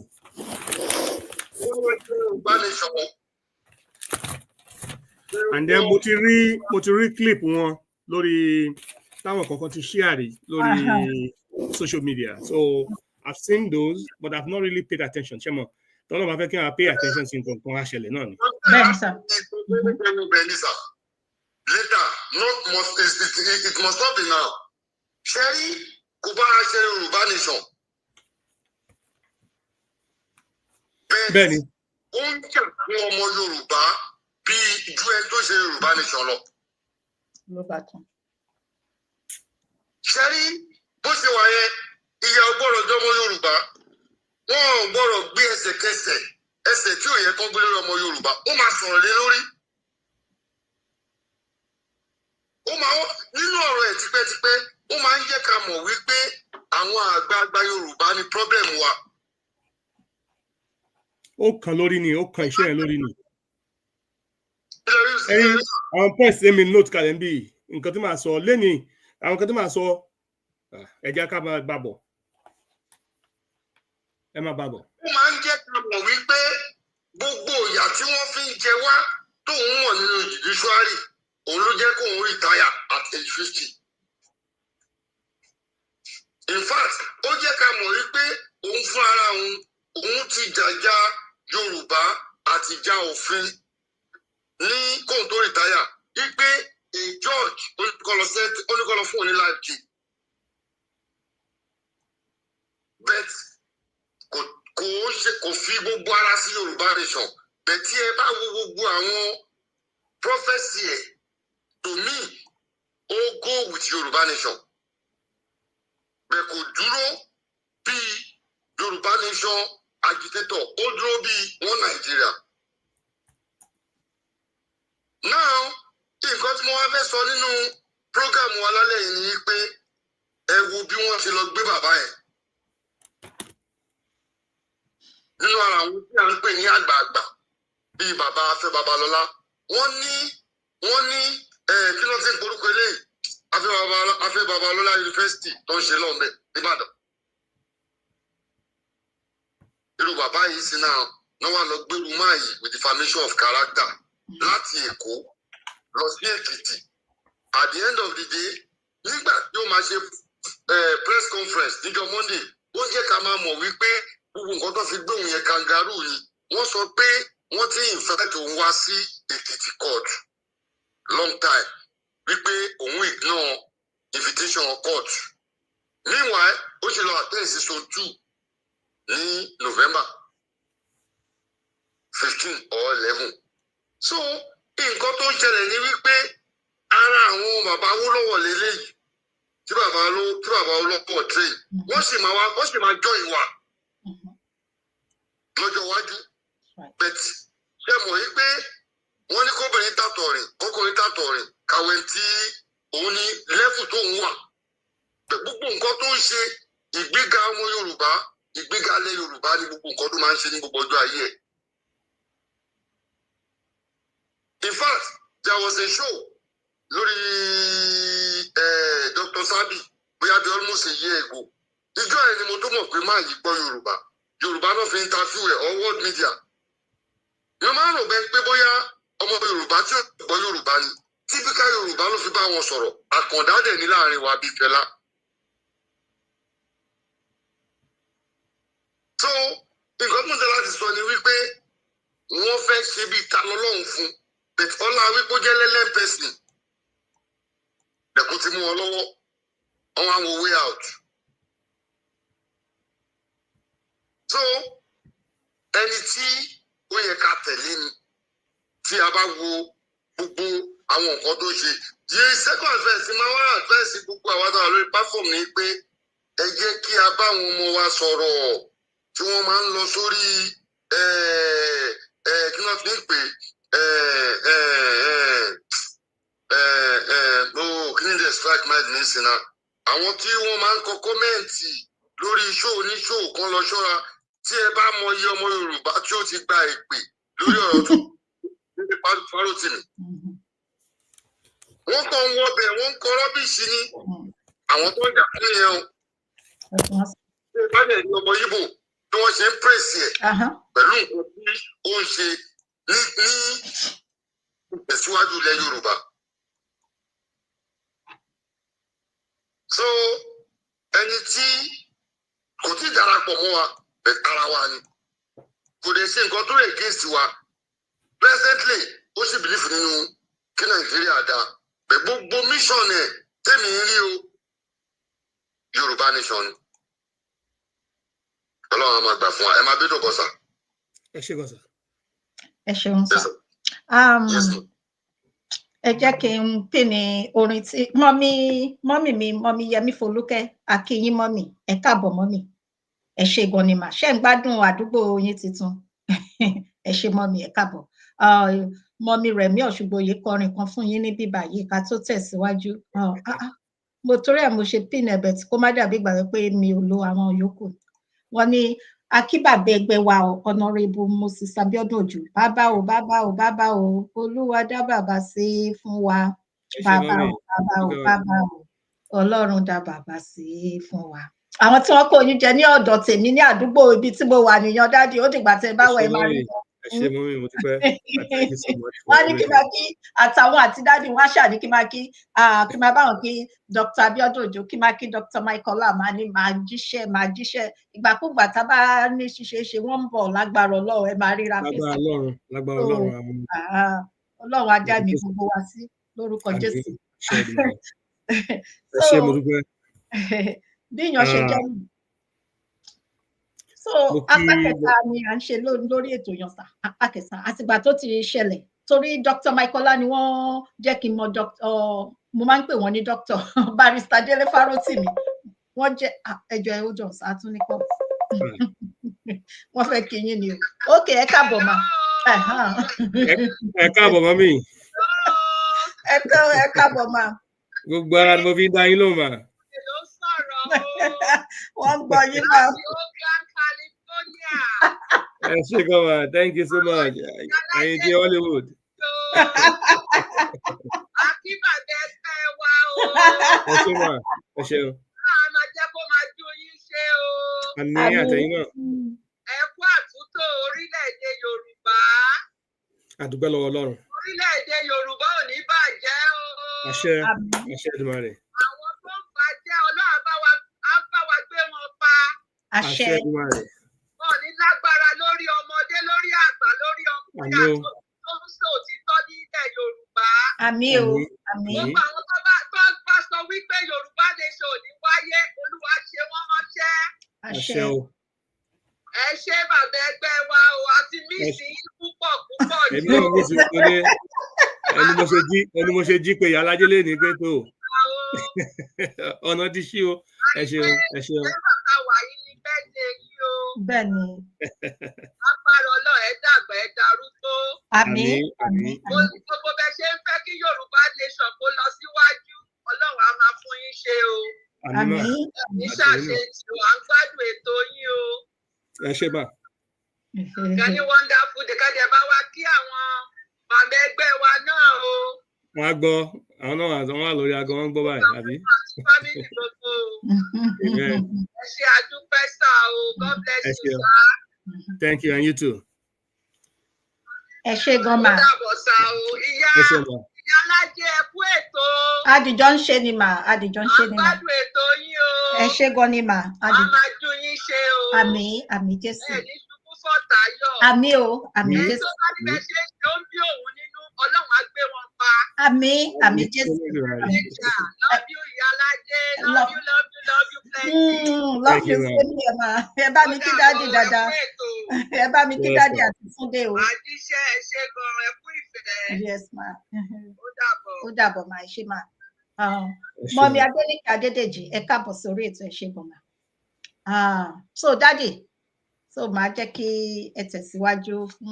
Ẹ ṣé, lákọ̀ọ́kọ́ náà mo ti ẹ̀kọ́ fẹ́ kí gbogbo àwọn èèyàn wa, gbogbo àwọn tó ń wà, gbogbo àwọn tó da kòmẹ́tò tó gbogbo àwọn tó bá dá sí. Ìfẹ́ lẹ ní bí Ọlọ́run ti ń bẹ tọ́lọ́run ń bẹ tẹ̀mí rẹ̀ ń bẹ láàyè. Agbára Ọlọ́run àfẹ́ ká báyìí náà láyé máa ń fẹ́ ná. Wọ́n tó rùn bá ràn ọmọ ràn kárí ayé ni. Ìfẹ́ Ọlọ́run nínú ayé yín á dájú. Àmín. Ọlọ́run nífẹ̀ẹ́ yín náà. Bẹ́ẹ̀ ṣe nífẹ̀ẹ́ tó yìí tẹ́ fi tọkàntọkàn tí gbogbo ara ti fẹ́ tẹ́ fi hàn yín, Ọlọ́run á fi ìfẹ́ hàn yín ní gbogbo ibi tẹ́ ti lérò. Àmín Jésù. Ìfẹ́ á jẹ́ ààbò lórí ayé yín lágbára Ọlọ́run. Thank you so much. Well, I cannot thank you enough. Nítorí ibi tá a dá ọmọ náà là wà yìí. Nígbà tá a wà láyé tí èmi Ọlọ́run ṣì ń bẹ lára wa, tá a jẹ́ èèyàn. Àkú ní jẹra wa. But thank you for the love. Showing each other love is a wonderful thing. So we cannot thank you enough. Ẹ ṣé, màá jẹ́ kẹ́ gbé kọ́ọ̀lù yìí mà. Okay, ẹ ṣé gan dáàdì. Ẹ káàbọ̀ sórí ètò dáàdì. Ẹ pẹ̀lẹ́ dáàdì mi, ẹ káàbọ̀ sà. Ẹ káàbọ̀ dáàdì, akíyan. Yes sir, akíyín sà. Ẹ ṣé sà, akíyín dáàdì.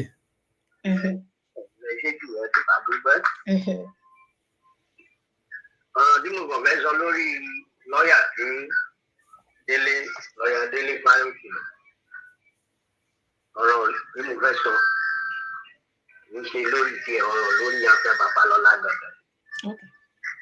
Because Afẹ́ Babalọ́lá is the one behind all this rubbish tó ń ṣẹlẹ̀ yìí. And is a man tó jẹ́ pé tó di dàgbà tí ò ríra ẹ̀ like àgbàlagbà mú sí. Now gbogbo nǹkan tó ń hide ń sìn àṣírí ẹ̀ ti wá tó síta because of this thing that happened. Èmi àrí gbogbo bí wọ́n ṣe lọ ra everything tí wọ́n rà lórí ìwé tí Barrister Dele Farotimi kọ ní. Àwọn tí ò tiẹ̀ mọ̀ Barrister Dele Farotimi ló ń lu right now. Many people are looking for his book just to see who mind to be the one right. You see? Now all the reputation gbogbo nǹkan tí bàbá Afẹ́ Babalọ́lá tó build ṣebí secret tó ń pamọ́ sí. Ọlọ́run ló fẹ́ gbé Barrister Dele Farotimi jáde. Definitely, sir. And to expose this man. Yes, to expose this man.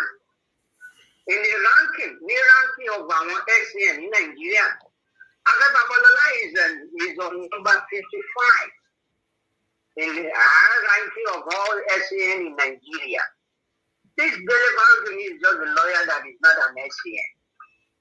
You see, I don't know what is the problem by in what to put any lawyer SCN to that matter.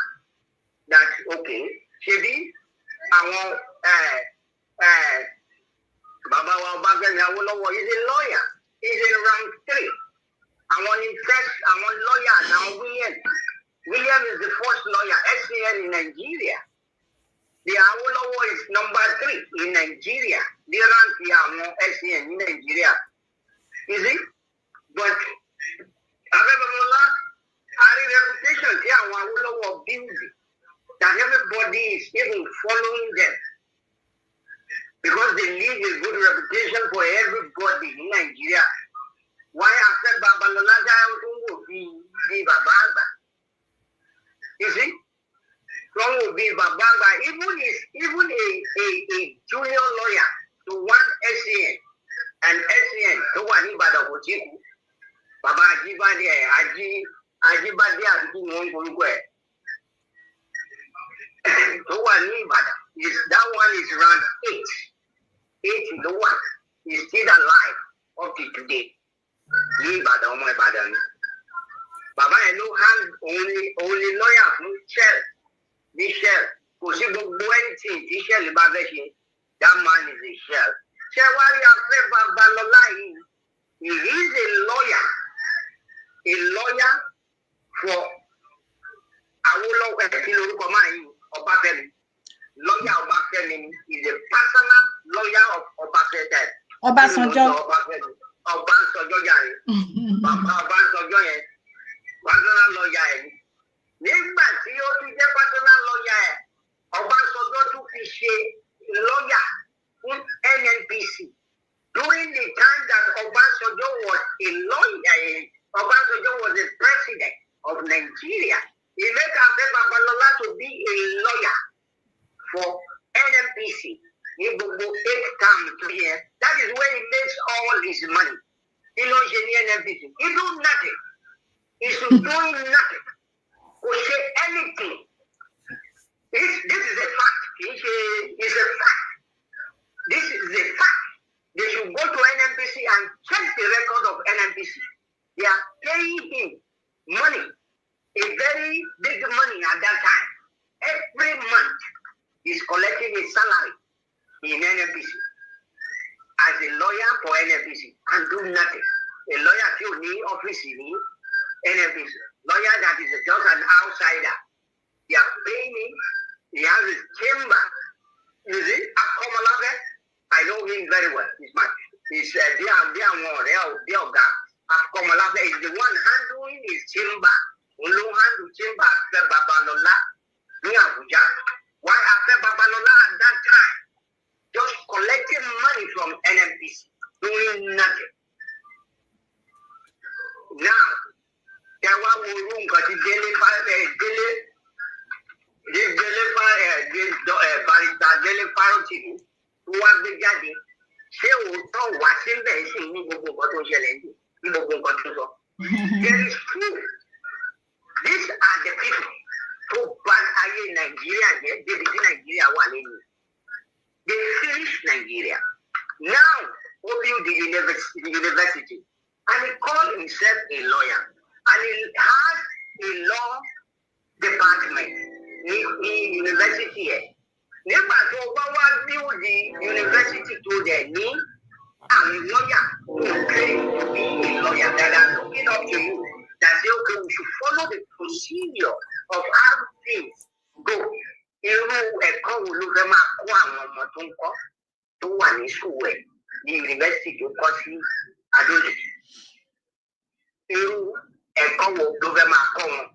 When you yourself as a senior advocate, number 55, a rank of number 55 in Nigeria, you see, that you are not following the process. When you see somebody on your Saba stock or Saba bully or whatever to you did not follow the procedure.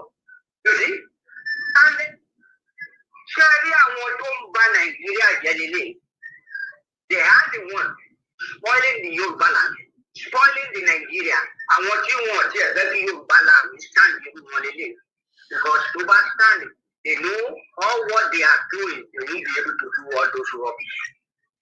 Because they know all these things. They want to say, oh no, they will not see that kind of thing.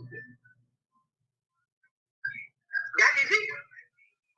I want to one bad judiciary get big nǹkan tí Dele Farotimi ń sọ nìyẹn. He is the one. Tí ò bá bà judiciary jẹ́, tí ò bá bà ayé judiciary Nàìjíríà jẹ́, kí ló dé tó jẹ́ pé they take Dele Farotimi to magistrate court lánàá. You see, they deny him bail because of the making something. It's just exactly like the Daniel Long. That is what they did. It is just exactly like Daniel Long play from Advocacy to Lagos and just because to somebody.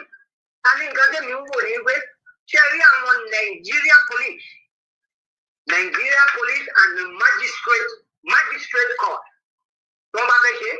The people do well in a good country to marshal. This magistrate court, they need to eradicate them because they are the useless people. The magistrate, they are the useless. Magistrate court are the useless court in Nigeria that are causing problems in every judiciary.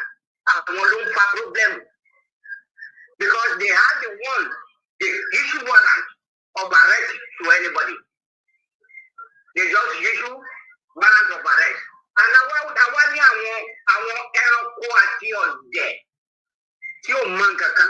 that they call themselves a police, that they know the procedure. We want them more procedure yet.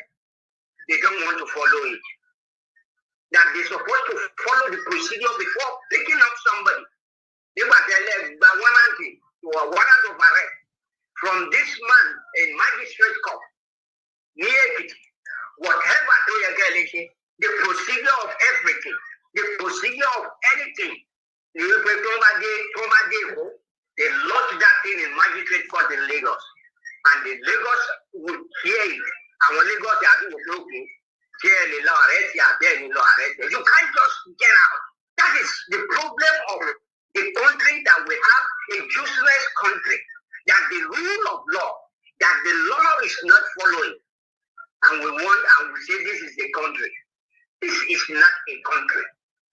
A country whereby people see law, people see anything. Everyone wants to put our only law.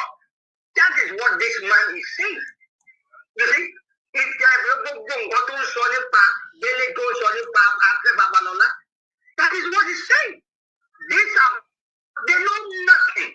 Very much of me, being is I'm a litigation officer. He is in the court. I'm the front.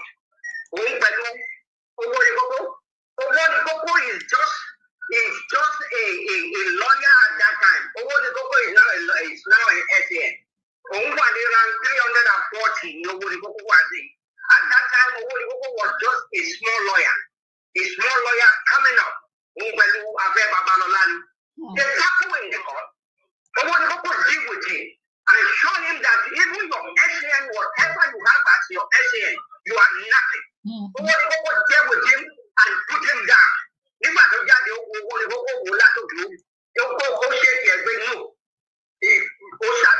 Yes, you are a man to salute me. That is to challenge me in that court. You see, that is it. And when they don't know anything, they only take advantage of Nigeria. They take advantage to get to any level. They don't have, because they only make money. They only make money because they have the opportunity. And that is what happened. You see? But Kawawumbadi, Barrister Dele Farotimi, don't fight it. They don't know what is happening right now. That they will back up. I don't want to buy judiciary. They are the one. They fly judiciary. They do everything. The money is there. They do everything. And that is what this man is fighting for. All the people in Japan. All the people in Japan. This Farotimi. We met in 2005. Who was the court?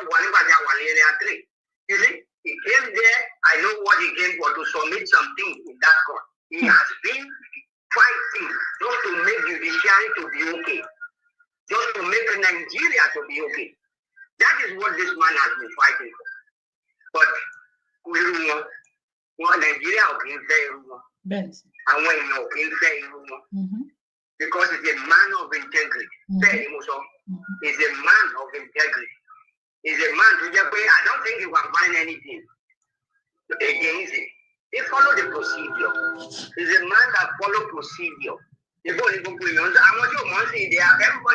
now start knowing. I would thank God for this thing to even happen to bring him out. That's right. We are listening to the one that they say maybe he will even more have power to talk to even go more than before.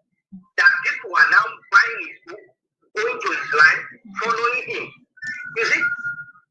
Àwọn kìlọ̀ pẹ̀ àwọn tó ṣe kí ló jẹ́ sí ìjọba yìí tí wọ́n ní ìjọba Tinubu bí tó ń dùn sí nǹkan tó ń ṣẹlẹ̀ yìí ó yá wọn tiẹ̀ lọ́wọ́ ń bẹ̀ yọ. Ó yá wọn lọ́wọ́ ń bẹ̀ because they are at that time because of nǹkan tí màá yìí ní tó ń fight for good Nigeria that is fighting for good Nigeria. You see what this man is doing that is fighting for good Nigeria is that because of what he's fighting for this good Nigeria, what he's doing is that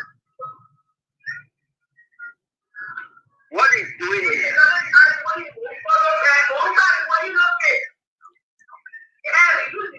I'm talking. Jerry,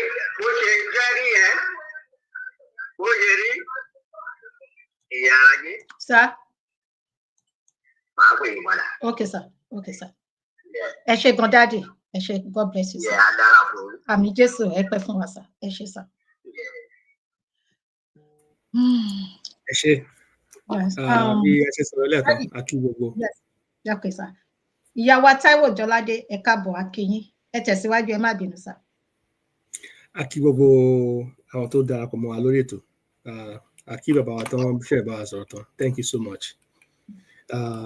Èmi á fẹ́ bẹ̀rẹ̀ láti ibi tí Dr. Mark tán ti ibi tán ń sọ̀rọ̀ sí. First, ètò yìí ètò ọmọ Yorùbá ni. Gbogbo sọ̀rọ̀sọ̀rọ̀ tó bá sì nífẹ̀ẹ́ ọmọ Yorùbá, èmi gbàgbọ́ pé lórí tọ́pìkì yìí kì í ṣe pé ká gbé pẹ̀lú ìjà. Ṣe ló yẹ ká mú wá bá ṣe ń ṣe yìí. Ṣùgbọ́n with the intent láti kọ́ àwọn ìwé lẹ́kọ̀ọ́, láti ṣí wọn ní làákàyè, láti ṣí ojú inú wọn, láti ṣí ojú òde wọn pẹ̀lú. Kán fi kí ọ̀tún wò, kọ́tún kí òsì wọn wò. Kán sì pèrò kán pe ro ọkàn wọn wá sílé láti wo kí ni nǹkan tó ń ṣẹlẹ̀. Torí igi gogoro mọ́gùn yẹn lójú. Àwọn àgbà, àwọn bàbá wa, àwọn ìyá wa, wọ́n sọ fún wa pé látòkèrè báyìí ló yẹ kọ́ ọmọ Yorùbá ti máa wò. Mo rò pé ẹ fẹ́ gbé aago tí ẹnìkan ń pè wọlé àbí. Ó ti sà, So, kí ni nǹkan tí àwa ìwé ni àwọn ọ̀dọ́ ni mo fẹ́ bá sọ̀rọ̀ o. Àwọn ọ̀dọ́ ilẹ̀ Yorùbá. Torí àwa ò ní parọ́. Èmi ò ní parọ́ fún ọmọ Yorùbá. Ọlọ́run ní jẹ́ kí n rí. Tí mi bá ní sọ̀rọ̀ bá pẹ̀lú mi, màá gbẹ́nu mi dákẹ́. Ṣùgbọ́n nǹkan tó bá farahàn tí n bá sọ tí mo gbàgbọ́ pé òótọ́ ni. Tó bá wá dọ̀la, tó bá yẹ pé kò fẹ́ ara hàn bí òótọ́, a jẹ́ pé bóyá mistake, bóyá ojú bí èmi fi wò. Bọ̀ òótọ́ inú mi lèmi ò sọ. Ẹ wo ilẹ̀ Yorùbá. Àwọn àgbààgbà wa most of the time, àwọn náà kó adébítadé yòó. Èmi ò wá láti wá tú àgbàlagbà kan sí òhò. Ṣùgbọ́n nínú òótọ́ sísọ láti ń daṣọ bò wọ́n padà. Wọ́n torí wọ́n ti túra wọn sí hòhò already. Wọ́n ti bọ́ra wọn sí hòhò. Wọ́n ti já síta already ní hòhò. So kì í ṣe pé ọmọdé kan ṣẹ̀ wá ń dé àbí nǹkan táwa ń sọ yìí ló ṣe fẹ́ tú wọn ní ṣòkòtò sílẹ̀ o. Wọ́n ti wà ní hòhò gedegbe. Òótọ́ táwọn ó sọ yìí ni mo gbàgbọ́ ó lè daṣọ bò wọ́n. Look at the government itself. Nílùú ìsìn gbogbo bí Trump gan ṣe ń pariwo ẹnu yìí tó ṣe ń pariwo ẹnu tó pé wọ́n lè rò pé orí ẹ̀san ń lu yìí. Òun náà ti ń rí challenges tó ń face náà right now pẹ̀lú gbogbo òun yàn gbá òun ṣe gbá òun ṣe kókó bá àṣàṣùn. Ẹjọ́ débẹ̀ náà. Ìgbà ló máa mọ̀ pé atato yọ̀dùn. Tó wá sọ fún pé ibi kì í ṣe ilẹ̀ sójà. Ibi is not a police state. Yes, ṣé àwọn cowards kan wà tó máa bend ó sì lè make àwọn manoeuvres kankan. You know, he could make some political maneuvers, but it's not as easy as he has said it. It's not going to find it that funny. Tó bá dé ẹjẹ́ kó jókòó lórí ìtẹ́ náà. Kó wá tó sọ pé òun fẹ́ bẹ̀rẹ̀ rándanràndan tó lóun fẹ́ ṣe. Because kí ni wọ́n fi ìdí òfin wọn, wọ́n fi múlẹ̀. Òun dẹ̀ fẹ́ yí òfin yẹn dànù ni. Donald Trump fẹ́ wá, ó fẹ́ yí òfin wọn dànù. Tọ́lọ́run bá máa mú wọn, Ọlọ́run á jẹ́ kó rí ṣe. Torí àwọn ẹ̀ka yìí, wọ́n wà náà tó kó bá ilẹ̀ aláwọ̀ dúdú. So fúnra wọn náà ni wọ́n sì fúnra wọn lóògùn jẹ. Ogun tí ó jà wọn inú ilé ni ó ti wá. Àwọn ara wọn kàn ṣàìbá báwọn bàbá wa ṣe máa ń lùlù yẹn nìyẹn. Àwọn ara wọn kàn ṣàìbára wọn jà. Àwọn ara wọn ogun ẹ̀yìn tí ó jà wọn inú wọn náà ni ó ti wá. Tọ́lọ́run bá ṣe tọ́jú gbèjà Yorùbá láàrin ara wọn náà ni wọ́n ti kàn síra wọn. Láti orílẹ̀-èdè wọn ni wàhálà ó ti dá lógun ó ti jà wọ́n. Tọmọ Yorùbá fi ráyè lọ. Now, look at Nigeria. Ẹ fẹ́ lọ gbé èèyàn. You're not sending them, you don't send police with warrants. Well, okay, oh, this is your warrant of arrest. This is this and that. You have not even invited them. First, get to send the warrants, that's number one. There's no open investigation. Okay, there could be an arrest anytime. Nothing is happening. No investigation of any kind. Just suddenly, out of nowhere, they went and kidnapped him. Kidnap is the right word to say. Because that's not under the legal system. That's the jungle system in Nigeria. Lọ́wọ́ ajẹ́ kí n fẹ́ bèèrè lọ, kì í ṣe àwọn lọ́yà nìkan ni àwọn tí a bá rí orílẹ̀-èdè tó dàrú, gbogbo orílẹ̀-èdè tí wàhálà ti wà. Kì í ṣe politician nìkan náà lò, they have the backbones and the support of the attorneys. Kí ló yẹ kí n sọ bẹ́ẹ̀? Gbogbo ọ̀la ń ṣiṣẹ́, gbogbo agencies tá ń bá ṣiṣẹ́, gbogbo corporations tá ń bá ṣiṣẹ́, gbogbo àwọn industries tá ń bá ṣiṣẹ́. All of them, including schools, even the hospitals, clinics, all of them have what? Attorneys. Lawyers. That means pé tẹ́ bá fẹ́ ṣe nǹkan, wọ́n ní pé ẹ jẹ́ káwọn lawyers wá wò. For example, tí ma fẹ́ terminate staff gan nísìn. It's a standard process. That means pé I'll have to write up the guidance. I'll send it to HR. HR will have to review it. They have to send it to the attorney. The attorney must review it and look at the facts and say, you know what, you can go ahead or you cannot go ahead with this. Kato wa sọ pé orílẹ̀-èdè. So, kí dẹ̀ ni rí àwọn checks and balances fi wà ní ẹnu iṣẹ́ ordinary agency ni o àti sọ̀rọ̀ state local government o. As or state government, as or federal government, we're talking about ordinary employers, employee-employer relationships. There's all this bottleneck, there's all these checks, there's all these balances in place. So that tó pé torí mi ò láìkí lágbájá àbó nítorí dísọ̀ ọdún bákan kókò dédé fire ìdànù all of a sudden. Ènìyàn wa lọ pé lọ́ọ̀yà pé tó wọ́n dá mi dúró lẹ́nu iṣẹ́ láì jẹ̀bi o. Àwọn èèyàn náà bẹ̀rẹ̀ ogun wọ́n bá ti di pé wọ́n cross down ṣe wọ́n bá di pé ọ̀rọ̀ kọ̀ today ṣe pé ẹ̀sọ́ olúẹ̀dọ̀ ẹ̀sọ́ ẹ̀ńtẹ́ lé lọ di ọlọ́rọ̀ nìyẹn nílùú yìí. So to avoid those type of things torí pé employer ò dẹ̀ lè guarantee pé ọ̀gá tá a fi ṣe olórí Mósè o tí ò bá láìkí Mósè ó kàn lè déédéé lé lọ́jọ́ kan táwa di jọ̀gọ̀dì kì í ṣe ọ̀gá Mósè ni ó sanwó mọ́ ó di agency ló máa jẹ gbèsè. So these agencies have attorneys. Now tell me, the government of Nigeria have not invited a suspect. Not even this somebody who's not been convicted of anything. This somebody who have no crime has been substantiated or substantiated any crime against the man you. But etilogbe, etilimande.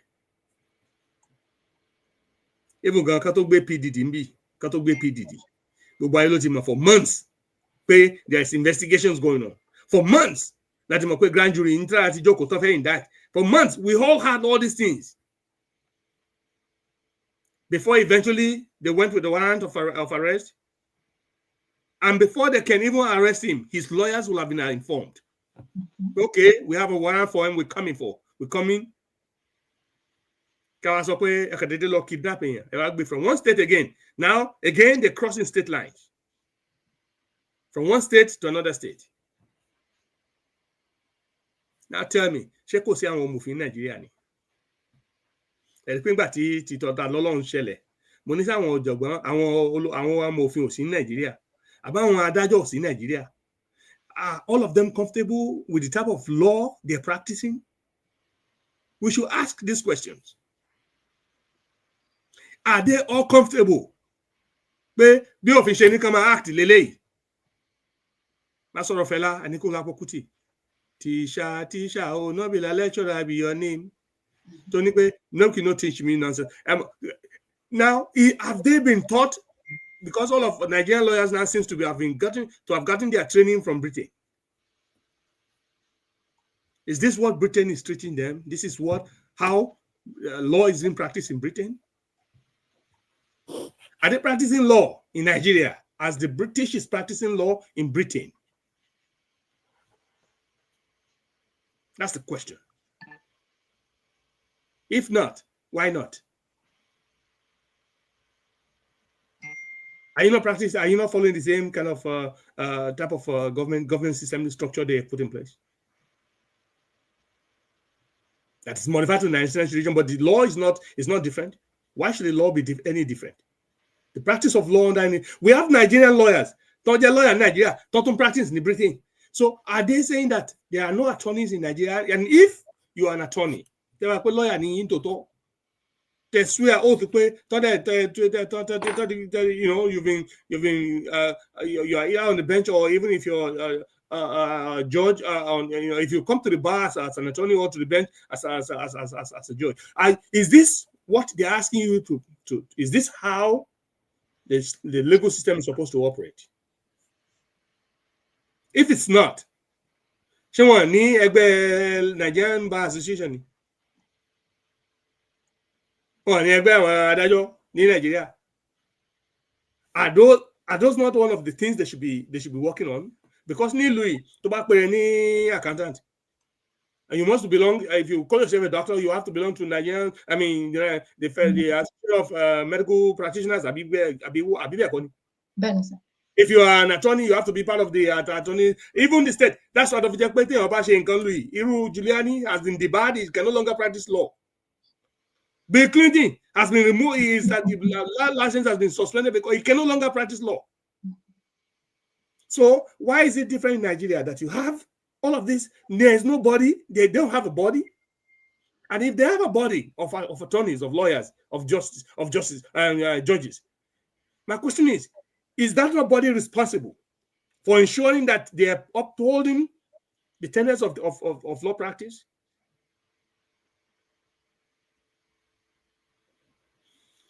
The reason why I'm saying this is this: to let you understand how deeply the Nigerian system, the Nigerian factor, have degraded and destroyed our legal system as well. Every system in Nigeria,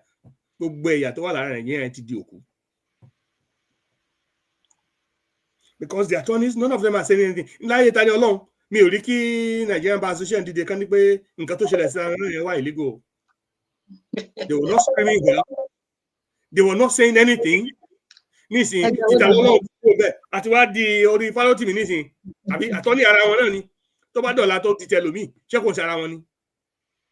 Ẹjọ́ ẹ bóyá ṣe fẹ́ gbé kọ́ọ̀lù ẹ̀ tó bọ̀ ẹ̀. Ok, ẹ ṣe gan sà. Ẹ káàbọ̀ padà sórí ètò dádì mi. Ṣé rí ìyálájé? Jámo akínyín dádì. Dr. Abiodun Ojo, Nigeria is a British royal company. Nigeria is not a nation. Nigeria is not a nation. Rather, British royal company ni àwọn British ló ní Nigeria. Bàbá Báfẹ́mi Awólọ́wọ̀ dẹ̀ ti sọ ó ní Nigeria is a nearing geographical location ni. Ó ní kì í ṣe nation rárá. Nigeria is not a nation. It's a British royal company ni. Ṣẹ́rí Ṣífàfẹ́ Babalọ́lá ṣe mọ̀ pé last year ló donate 10 million pounds ló donate fún King's College ní London. $10 million. And this is a person tó jẹ́ pé from humble background humble background gbogbo nǹkan tó dà lẹ́ni is true system yẹn náà ló fi dà. ṣùgbọ́n ó lóun ṣe kí ní lọ́ọ̀yà alfọ́ ó máa láàfin ọ̀fọ̀ yọrí ó lóun ṣe ìfún MK Abiola ó lóun ṣe lọ́ọ̀yà fún rí ẹnu ara ẹ̀ ló fi sọ gbogbo nǹkan tó dì lẹ́ni gbogbo bílíọ̀nìà lẹ́ni tó dì is through the system yẹn náà ni. Yeah, but Daddy, nǹkan tó ṣẹlẹ̀ ni pé ṣáàrí èmi òun fẹ́ attack personal success. He could have made his money whichever way. He can give his money to anybody. I care less about that. You know, it's good that he made it right. But what I'm saying is he practicing law and is in the system? Is the legal system that has prospered him? Is it working for the people? If not, what has he done? Nǹkan tẹ̀mí fi ń sọ yẹn ni pé ara ọwọ́ ọlá tó níyẹn náà ló fi oppress àwọn common people. Ara ọwọ́ ọlá. Yeah, but I rò pé in that wise, ṣe ló yẹ ká kúkú address the system. It's a systemic problem.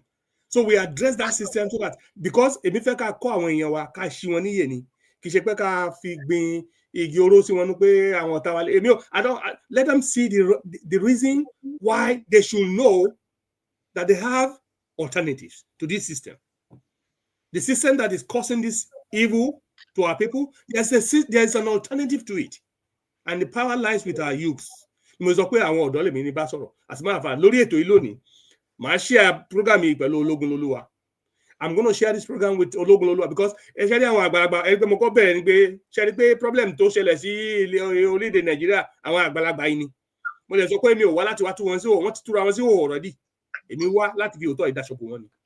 Ṣùgbọ́n more so, I have more talks to the youths because àwọn lọ́jọ́ wọn gùn jù. Àwọn ni ọjọ́ ọ̀la wọn làwọn àgbàlagbà yìí fẹ́ bàjẹ́. Kó tó di pé igi gogoro ó gun wọn lójú, kó tètè tòkèrè wọn kó tètè rí. We have to just let them see what is happening so that they can know what to do. Èmi ò gbé tàbá àtàkì ọgbẹ́ olólówó ẹ̀ níbi tó bá wò kó ti rí igun èmi ò jẹ́ kọ̀ọ̀kan mi ládàá water wáyé. Ṣùgbọ́n what is the system that has benefited this type of behavior and caused him not to be able to function and do the things that he swore? The profession that he swore to and the body that he belongs to, what are they doing to ensure that the people are honestly, judiciously served? None of these attorneys came up like Talolong. Gbogbo àwọn bodies, gbogbo Nigerian Bar Association, everybody kept quiet. Ó ti kan Dele Farotimi lónìí. And they know these things. They know how this system is being used against the people that the system is supposed to serve. The legal system is meant to serve the people. Every instrument of government, possibly Dr. Mike and so money state terror. Terrorist. I understand. I want Osama bin Laden a terrorist. Now, in this situation, I'm seeing a state-sponsored terrorism by state organs, instruments. This instrument of government being used for terror against the people. You're asking people with grenades, with AK-47s, with pistols, and in camouflage to go and arrest a law-abiding citizen who must have maybe Boyotolo committee and civil to break a civil law. You have not invited him or talked to his attorney to tell him to report to the nearest police station for arraignment. Well, Nico report because as a matter of fact, Dr. Mike is okay. Man, it's law. Sorry, police station. To law talk was okay. She convoy. Tani berada kutin se katoka abibeko. But now instead you send mercenaries. Government of Nigeria sending mercenaries, or what do you call them? Those are mercenaries if you have not arraigned anybody. If you did not arraign anyone, but then you went to his chamber with armed guards. We are from the state clinic. That's terror. That's terrorism. That cannot happen in any other part of the world. I'm sure at 1,000%, it's not going to happen in UK. Britain, to just buying to anyway. They don't let that happen to their own citizens, but they can be quiet when it's happening to Africans. But they're telling these African leaders to do this evil against their people. It is okay because Britain will keep quiet. It is for their benefits. America will keep quiet because it is serving their purpose. Just recently, America that's against terrorism. We heard now America is also sponsoring some our terrorists in some part of Africa. I was listening to NPR right? This morning. They're no longer terrorists, whatever. So I'm talking. I remember the country now. This is happening currently in Pakistan. This is currently happening in Pakistan. Just because now all of a sudden they're supporting some faction, the people they've called them before terrorists. Now they're trying to walk down the issue. Now this was no. It's our own Sheleni, Syria. I'm sorry. I retrieve my words. Not in Pakistan, but in Syria. About 2011, 2020. Doctor, the dentist to one as leader, Bashar al-Assad. Nobody knows that he was going to survive. But Russia supported him and made him say he's still in power. He eventually although they killed a lot of people, they're still killing so many people. Now, all of a sudden, from nowhere, just this year, and Assad has been very quiet in the background. Russia continued to support it and protect him. All of a sudden, some of faction in Syria have started trouble. I can bet you 1,000%. America has a hand in all this. So they started another trouble. Now the rebels now have got some reasons, miraculously, they've attained some weapons. For some reason, these rebels now have attained some funding. Now they're giving headache, and there's another uproar going on in Syria. And people are losing their lives. And if you look underground, who Tani Romi, Italoni Romi, ABIODUN? It is this Western world. Don't let us deceive ourselves. This is the truth. If we continue to fail to tell the truth to the world, we are part and parcel of them. We are helping them to achieve their dreams and their aims. And their aims for us is not for good. If your law is only the thief have not come to but to steal, to kill, and to destroy. These people are coming to kill, steal, and to destroy every other part that is not theirs, that will serve their own interest. So why are they not? They're not going to talk.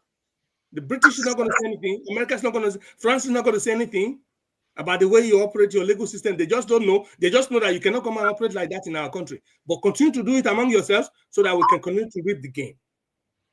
They're serving their masters. Nigeria's leaders are servants of the foreign master. Fact, they're going. So they unleashing terror on their people, a state-sponsored terror against civilians. This is what we should be. This is what we should let the youths know. How the government is using the instruments of government as for terror purpose, to terrorize the citizens. They terrorize everybody so that everybody will be quiet. Now, another Farotimi on Lesoro. Kimo fe fayo. Say, nani ba di gani fawa imu alaye. Say ko se awon lawyers yi o si ni aye ni. Won le sọ̀rọ̀. None of them stand up to defend Ganifayemi in any situation that he was. And they're going behind and then not about. Bí Ganifayemi ṣe lọ. Bẹ́ẹ̀ ni gbogbo àwọn afẹ́bálálá náà ó lọ. Ṣùgbọ́n ìrántí ẹnìkan ó sọ ju tọmọ ẹlòmíì lọ. Àwa fi hàn mí. Talent tó wá sí láyé tí ò ní lọ.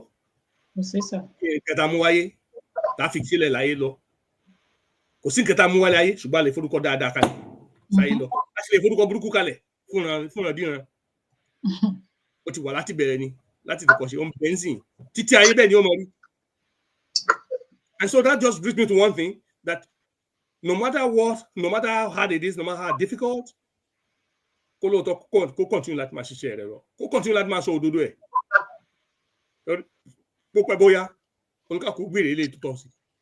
Mo gbàládùn pé ẹ̀mí Dele Farotimi kò ní bọ́ sínú ilé tó wà náà yìí o. Àmín o. Àmín. Mo mọ̀ pé ìnáwó àti ìnáwó sínú tó bá wù kó, and they're going to try and destroy him financially. Just like they try to destroy Sunday Igboho financially, they destroy everybody that wants to in the movement financially. They will try everything to destroy him financially. That I can guarantee. Ṣùgbọ́n wọ́n bá wọ́n tẹ́fẹ́ kúfẹ́ mi lára ẹ̀ tó bá wọ Ọlọ́run lódùmarè lókè. Tí ò bá sí inú ìfẹ́ Ọlọ́run, wọ́n lè gbìyànjú ni, wọ́n lè rí ṣe. Torí ó wù Abacha láti padìyà, ó wù láti ṣe oríṣiríṣi nǹkan nígbà tí ò wù Ọlọ́run bẹ́ẹ̀. Bó bẹ̀ jẹ́ pé àtìdí àtàbájá lónìí wọ́n dèrò ọ̀run. Ìrántí ó sàn ju tẹnìkan lọ. Bẹ́ẹ̀ni sir. Ìlérí ẹnìkan dì ní kò fẹsẹ̀ múlẹ̀, ìfẹ́ Ọlọ́run ló ṣẹ. Yes. So it doesn't matter what. Number one, káwọn ọ̀dọ́ mọ̀ pé the government is using every instrument of governance. Gbogbo nǹkan tó fi ń ṣe ìjọba. Gbogbo àwọn nǹkan tí aráàlú fi fún wọn pé gẹ́gẹ́ bí ohun èlò láti ṣe ìjọba, bí ọlọ́pàá, bí sójà, bí intelligence, all of these things, they're using it to terrorize the people. Àwọn tó yẹ ká fún mi dáàbò wò, àwọn gan-an fi ń dá ẹ̀mí wọn légbodò. That's number one. That fact, I want our young youth to hold it. And you are not immune. Ẹ̀yin gan fúnra ara lónìí ẹ lè sọ pé kò sẹ́ni tó mọ Àjàó ẹnìkan níbì kan, kò sẹ́ni tó mọ Òkòlómi ní Ọ̀yọ́, kò sẹ́ni tó mọ gidi. Ṣùgbọ́n ó sá ń gbénú ìlú yẹn. Òun rí àbó kí n jáde. Òun sọ̀rọ̀ pẹ̀lú olómi abẹ́ òkì ń sọ. Ọlọ́run má jẹ́ ká ṣìnì. Tó bá kàn ọ́ lọ́la, kí ni nǹkan tó fi sọ? Bó ṣe kẹta lọ́lọ́ nígbà kan. Tó kan Farotimi lónìí. Tàmẹ́ tí ó kàn lọ́la. Ṣé ó wá yẹ ká lajúlẹ̀? Ká tó pé ogun àti ká tó pa ogun àrùn? No. The more people continue to, Dr. Mike sọ pé àwọn nǹkan ló ń protest nígbà tó gbowó. Ebi ò lè jẹ́ ká má gbowó. Ṣùgbọ́n ọmọ ọ̀dọ̀ náà ìbá fi ọgbọ́n ṣe. Maybe they don't lack the education. Ló fi jẹ́ pé ètò ọmọ Yorùbá ni. It is good for our people to be educated. Bóyá àwọn tó gbowó yẹn tán ní ká lọ ṣe nǹkan, bóyá àwọn ọ̀tí ẹ̀ ní ìmọ̀. Ṣé àpọ́n gbogbo iléèwé ló ti bàjẹ́? Yeah, mo ní àwọn people yìí sẹ́ Britain ti kọ́ wọn perfectly on what to do and how to disarm the whole Yorùbás. Wọ́n kọ́kọ́ gba education wọn bà ọgbọ́ ẹ̀jẹ̀. Wọ́n kọ́ curriculum tó wúlò sínú everything. Wọ́n destroy education. They promoted violence. They promoted street talks. Àwọn ọmọ ta náà promote jù. Daddy. Yes. Okay, ẹjọ́ ẹ ó dàn sá. Daddy ṣì wà lórí aago ní sá. Ẹ má bínú ẹ jẹ́ kó continue máa pọ̀ sílẹ̀. Okay, wọ́n ní kẹ́ continue sá. Okay. Ṣé rí gẹ́gẹ́ bí ọ̀rọ̀ tèmi ń sọ nípa system. Ṣé rí a lot of àwọn lọ́ọ̀yà Nàìjíríà nowadays, a lot of them ló ti wà corrupt. Irú lọ́ọ̀yà Dele Farotimi ló dàbẹ̀ pé ó wà standard nínú wọn tó jẹ́ pé èèyàn tó tẹ̀yàn gbogbo wọn pátápátá. Àwọn lọ́ọ̀yà bíi lọ́ọ̀yà Jànífà nígbà yẹn àárí wọn mọ́. Àwọn ilé ìgbọ́n tó jẹ́ kí wọ́n pera wọn ní activist tẹ́lẹ̀ gan-an. They are the same. A lot of them nowadays, they are after wealth, after money.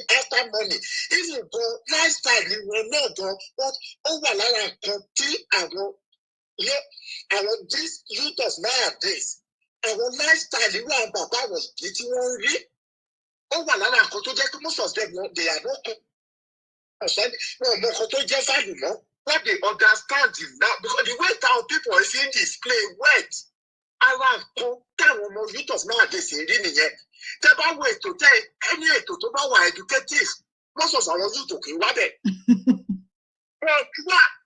Ṣé ẹ lọ́sẹ̀ and most of our youths nowadays a lot of things wọ́n ti lò tó ti fi distract wọn. Music wà lára ẹ̀. Tẹ́ bá sọ pé ẹ fẹ́ educate àwọn youths nowadays náà pé kó wá sórí platform kan they are not ready because most of them they are quick to wet. Only most of them wọ́n mọ̀ ní Nigeria nowadays. Why? Because of irú àwọn tí wọ́n rí wọ̀nyí. Because gbogbo wọn bá dé believe pé nǹkan tó mọ̀ ní pé kán lówó education jẹ́ ẹ̀kọ́ anything sí wọn. And wọ́n lè ti weaponize poverty. Wọ́n ti weaponize ignorance against a lot of àwọn alọ́gbẹ́ nǹkan tó jẹ́ wípé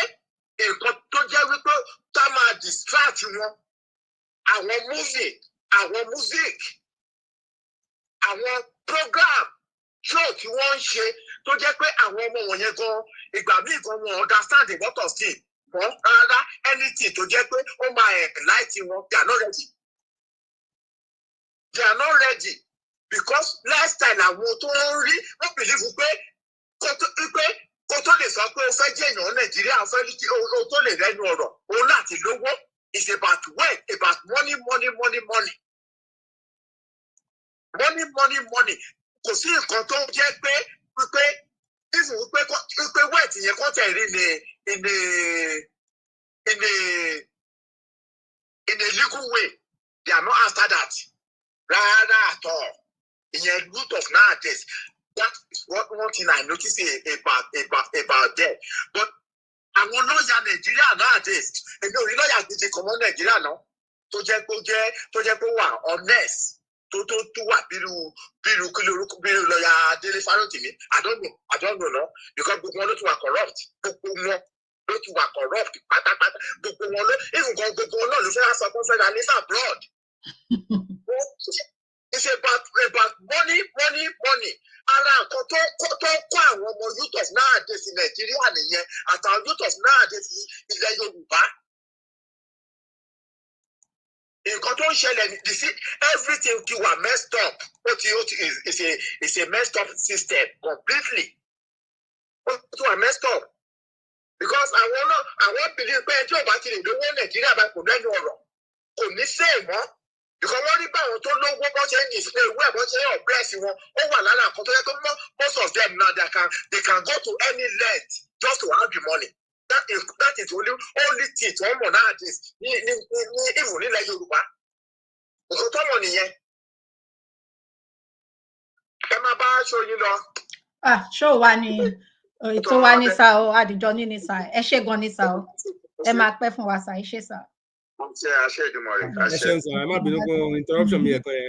just a little passionate and a little carried away.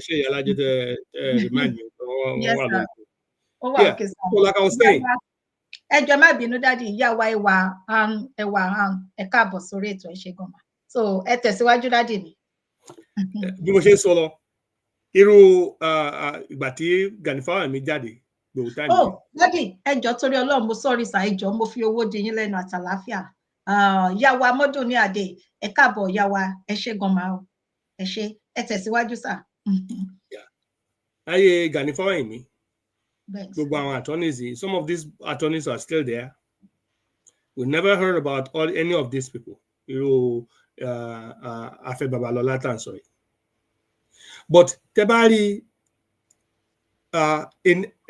if agencies or little companies have attorneys, Nigeria as a whole, the politicians don't do anything like they consult with the attorneys. So there are terrible attorneys. Irú àwọn tán kọ́ Ọbásanjọ́ mú gbà yẹn láti calculate láti yí ìbò gbà tí bàbá Awólọ́wọ̀ tán fight election result mo believe pé 79. Àwọn tó yí mathematician tó yí number padà. They always gonna fish some brilliant minds láàrin àwa Yorùbá yìí náà ni. Láàrin àwa ọmọ Yorùbá yìí náà ni. So Tinubu is not doing anything that he is not backed up with by an attorney. Ẹ wo òfin yín ọ̀nà wọn la lè gbé gbà. lórí checkbook ni àwọn ọpẹ́ ìfún. That's what we should call them, gluttons. tí wọ́n wò pé ọjọ́ ọ̀la àwọn gbogbo ọmọ Yorùbá tó kù kàn wọ́n bí Ọlọ́run ti ń bẹ tó tí ẹ̀mí rẹ̀ ń bẹ gbogbo àwọn ọmọ tẹ́ ń ṣiṣẹ́ dè yẹn irọ́ lẹ pa.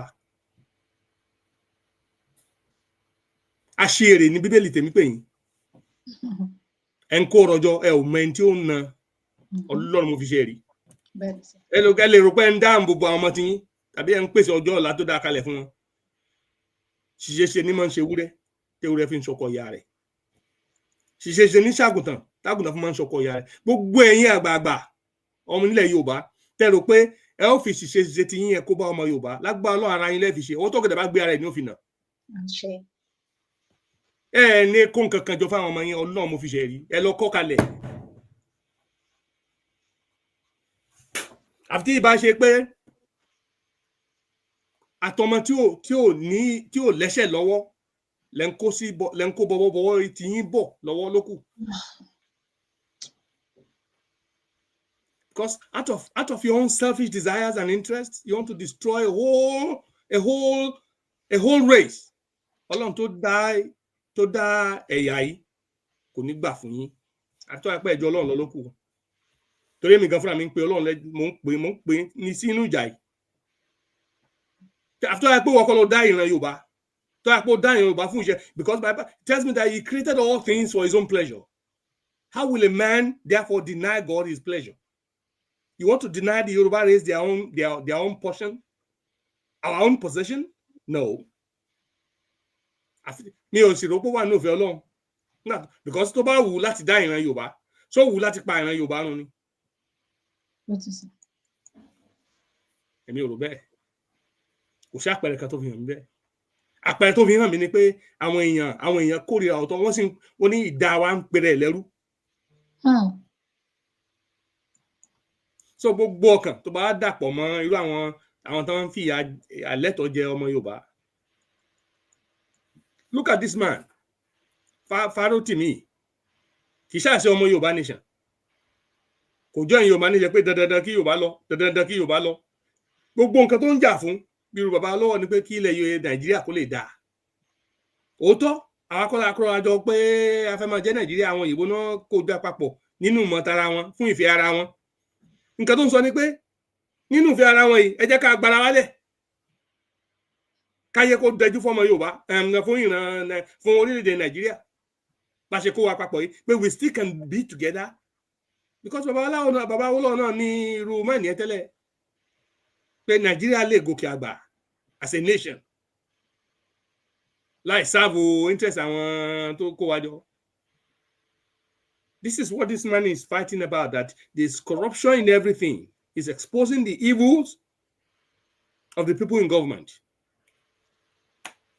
against their own people.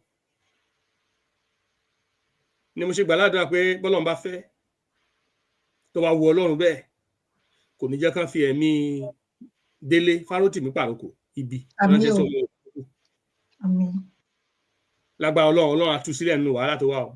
Àmín o. Ẹ̀dùnmọ̀ rẹ̀ á gbálẹ̀ kó nú ẹ o. Àmín. Ìjà tó sì ti ń jà láti ọdún púpọ̀ tó bá yẹ pé lóòótọ́ àti òdodo ló ń jà ilé tí ó sì hàn sọmọ Yorùbá àti gbogbo àwọn nǹkan táǹkà tó ń dà pé ó rí bẹ́ẹ̀. Lágbára Ọlọ́run olóòótọ́ ẹ̀ ò ní kú sí pòkà. Àmín. Àmín. Àwọn tó wá ń lo ìwà ipá yìí, àwọn tó ń lo ìwà ìkà yìí lórí pé káwọn lè jogún ayé. Lágbára Ọlọ́run ìrètí yín láti jogún ayé yẹn á bọ́ sí pàbó. Àmín. Òfo ọjọ́ kejì ọjà ni wọ́n á mú lágbára Èdùmàrè. Àmín. Ẹni tó lóun ó jogún ayé ni ó rópin ayé ẹnìkan rópin ayé rí. Ayé tó báyìí náà ló máa fi kalẹ̀ sí. Kò sẹ́ni tó rópin ayé tó wáyìí ibẹ̀ náà ni ó fayé kalẹ̀ sí. So sí sáwọn adarí wa lórílẹ̀-èdè Yorùbá pàápàá jùlọ àwọn tó jẹ́ ọmọ Yorùbá ó bẹ̀rẹ̀ láti rí bàbá Bọ́lá Ahmed Tinubu. Àná tó ti kúrò ní ọjọ́ ayé yín òní sì ń lọ gẹ́gẹ́ bó ṣe ń lọ bí a ti ń kálẹ̀. Every day that you are only writing a story about yourself.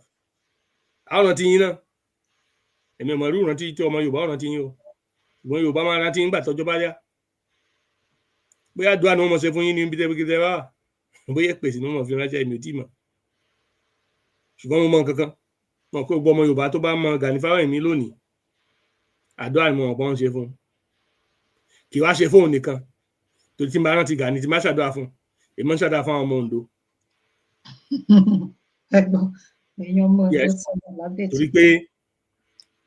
torí pé Ondo ò gbà kò gba Babangida láàyè láti ṣekú pa ọmọ wọn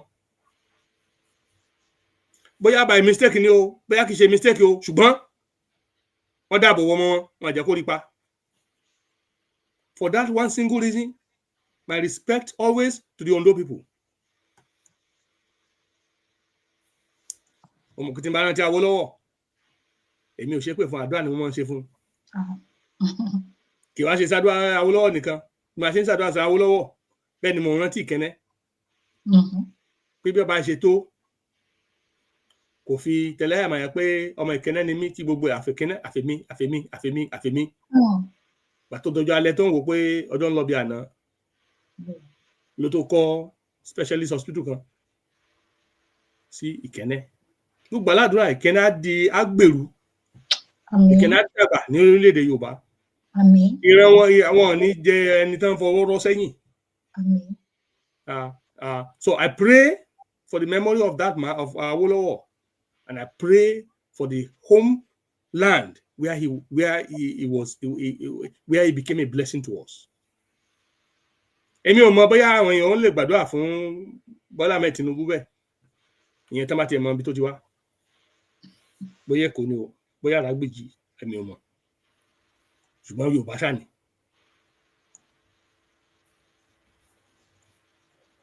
Torí àwọn kan sọ pé ọmọ Àràgbèjì ni wọ́n and Àràgbèjì people that I know mo mọ Àràgbèjì dáadáa o I know Àràgbèjì gidi ìgbà tí mo parí tí mo lọ repeat secondary school ní Àdà máa fi machine gbé mọ́ sí mi lọ sí school tó ní teach ní Àràgbèjì nígbà yẹn. Yes. Àràgbèjì before Ìkírun ilé Àrógé tán sun sórí títì I still know that place up to tomorrow tọmọ Yorùbá tán dáná sun odidi èèyàn láàrin títì láyé 83 after 83 election tí mo tán tí Olúnlọ́yọ̀ díjọba tán gba ìjọba lọ́wọ́ Bọ́lá Ìgè. Kẹ́lẹ̀ mọ̀ pé ó ti pẹ́ tán ti da èdè kò yédè sáàrin ọmọ Yorùbá. Á dà fún yín sà. Kẹ́lẹ̀ mọ̀ àwọn àríra gẹ́gẹ́ bí ọmọ ìyá kankan náà mọ̀. Bàbá lo ẹ̀sìn wọ́n lo òṣèlú náà ti ń lò tẹ́lẹ̀ lọ́wọ́lọ́wọ́ tá a wà yìí ẹ̀sìn náà wọ́n rí pé òṣèlú ò tà mọ́ ẹ̀sìn ló dẹ̀kù tán lò láàrin wa. Onígbàgbọ́ lèmi ṣùgbọ́n ìgbé pàpọ̀ mi lórí ju pé ọmọ Yorùbá ni mí. Gbogbo àwọn tó ń ṣe àbáláyé kò sí kankan tí mo kó dànù nínú gbogbo wọn but I don't hate them. I don't hate anybody that is tèmi ni pé nǹkan tèmi pariwo ni pé àwọn bàbá yìí ti kọ̀ wọ́n ti jẹ́ kí gbogbo ọmọ Yorùbá lọ gba ẹ̀sìn burúkú wọ́n lọ ń hide ẹ̀sìn ṣẹ́rí tẹ́yìn bá ti ń fi nǹkan pamọ́ fọmọ wọ́n ní òòṣà tá a bá ń ṣe tá a fi ọmọdé yóò parun ni. Ẹ wá lọ ń hide ògbóni yín káàkiri ẹ máa gọ sínú kọ̀rọ̀ inú gbó káàkiri ẹ̀ ní jẹ́ káwọn ọmọ yín kàn mọ̀ nǹkan tẹ́ ń ṣe tẹ́yìn bá ṣe rere aya ara ò ní yá yín ni. Why are you not being bold to show the children and then ẹni ẹlẹ́ni wa ń kọ́ wa lédè tí ó dá àwa misinterpret àwa ń túmọ̀ gbogbo èdè wa sí nǹkan míì kà tí ì ṣe tiẹ̀. Meanwhile tẹ́ bá ti fi kọ́ àwọn bàbá wa táwọn bàbá wa fi kọ́ àwọn ọmọ táwọn ọmọ náà fi ń kọ́ àwọn ọmọ wa. All this confusion will not be easy for the enemy to penetrate using other foreign religion àtàwọn bàbá tá a mọ̀ rí táwa sọ wọn di bàbá. So why can't we just leave religion aside? Let us agree pé okay ọmọ Yorùbá ló wá ná number one kí ni nǹkan tó pé wa gẹ́gẹ́ bí ẹ̀yà àti gẹ́gẹ́ bí ìran ibo la fẹ́ lọ. Ẹ wo ká kó yẹn kúrò ẹ̀yin ọ̀dọ́ mo ní bá sọ̀rọ̀ òdodo eléyìí tí mo fẹ́ sọ to the youth. I'm trying to show how these elderly people cannot be trusted. Àwọn àgbààgbà rọ̀ yìí irọ́ tó pé they are using the government to terrorize you so that you cannot ask for your rights. So you'll be terrified to say anything. tó bá ti di pé yóò lè sọ̀rọ̀ mọ́ Wọlé Ṣóyínká ní pé the man died who keep quiet in the face of tyranny. That means pé ẹ fi ọjọ́ ọ̀la yẹn fi tàfànù. Èmi ò ní pé kẹ́ má gbọ́rọ̀ sáwọn àgbà lẹ́nu pé kán wá but tẹ́ ẹ bá ti rò tẹ́ bá ti rí pé ibi tán ń tọ́ yín sí ọ̀nà oko parun ni. Ó yẹ kẹ́ tún èrò ara yín pa. Kẹ́ tún èrò ara yín pa gédégbé. As a matter of fact, I'm coming to a conclusion pé nínú ìjàngbara pé kí Yorùbá dá dóyè ó dà pé àwọn ọ̀dọ́ yẹ kán ní section tiwọn lọ́tọ̀. Kí ọ̀dọ́ Nàìjíríà kán ní ti ọ̀rọ̀ ara wọn lọ́tọ̀. Ká má jẹ́ kí ọmọ Yorùbá kankan káwọn àgbàlagbà kankan kó wọn sí náà. Because tó bá di pé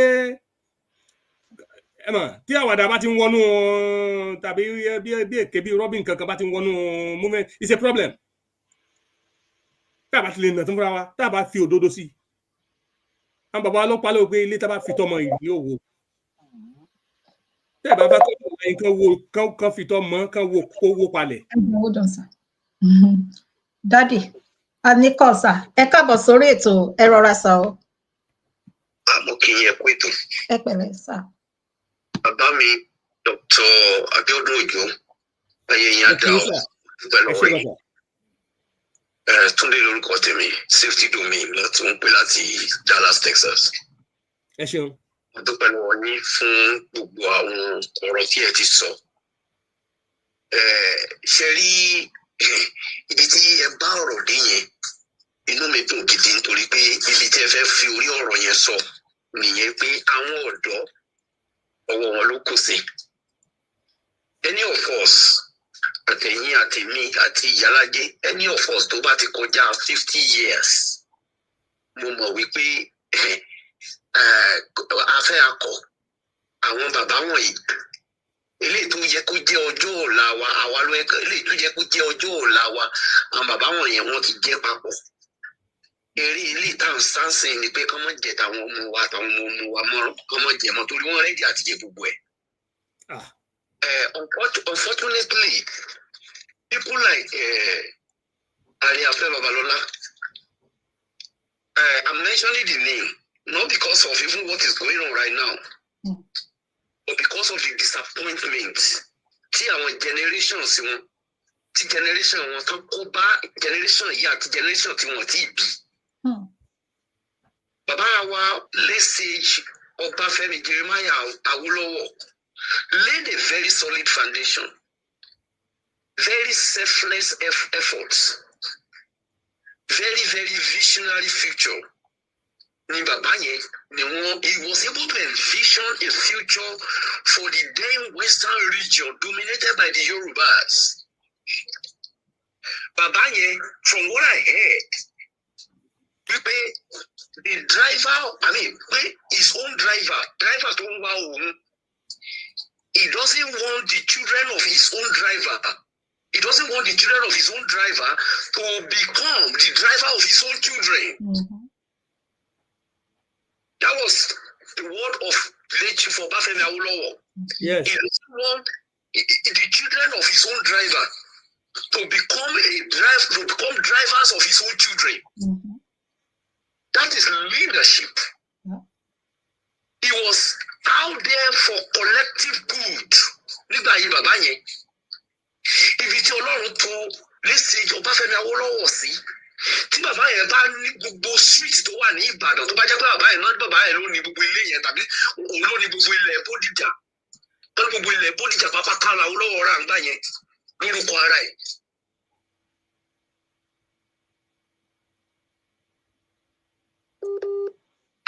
He created a platform when people like Ariafe Babalola Tabaléyàn tó lè share video lọ́dọ̀ wọn kan share ẹ̀ débẹ̀.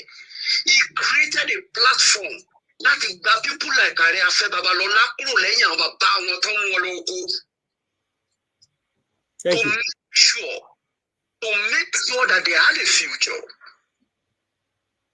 He opened up the education sector for them. He created every opportunity for them to be able to attain their destiny in a land that was hopeless at that particular point in time. Where that opportunity was non-existent before he did it. But what did they do? They took all these things. They enjoyed everything, including Bola Ahmed Tinubu, including many people that call themselves professors today. Many people, they took advantage of all these things, including Obasanjo. All of them enjoyed it. And then at the end of the day, they became very selfish, so self-centered that they never remembered that they owe their own race anything to be given back. There is a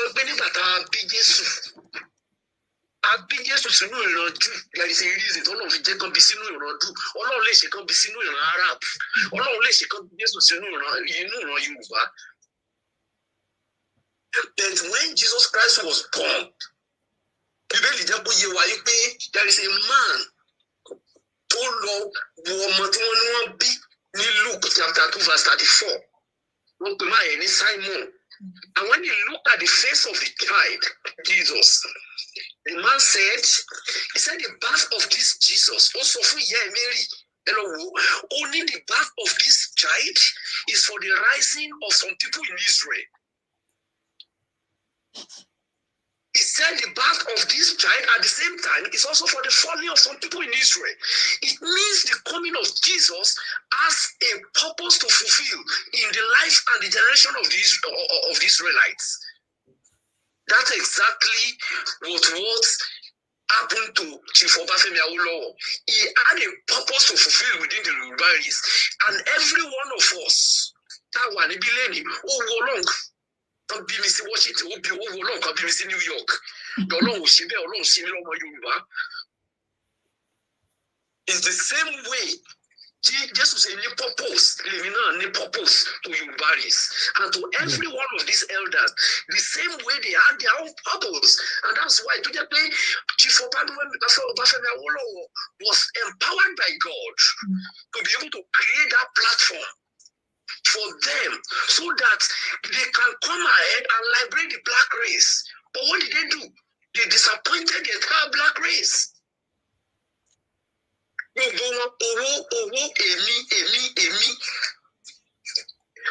all the billions, Chief Abel Babalola tó ní wọn kì í fi kú dẹ́rù bàyàn torí pé wọn kì í fi èjì ṣe bá ṣe ń sọ̀rọ̀ èmi gan mo lè lọ ṣáájú wọn. I don't pray for that, but it can happen.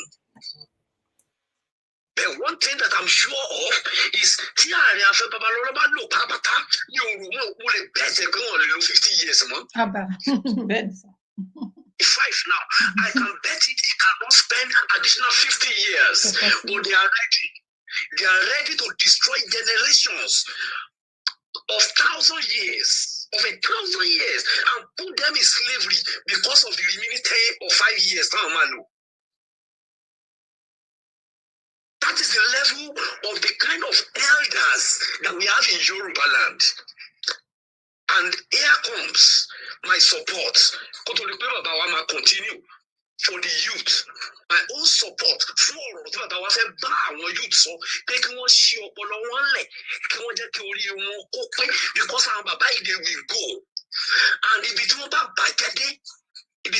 budget, oh my soul, not to see.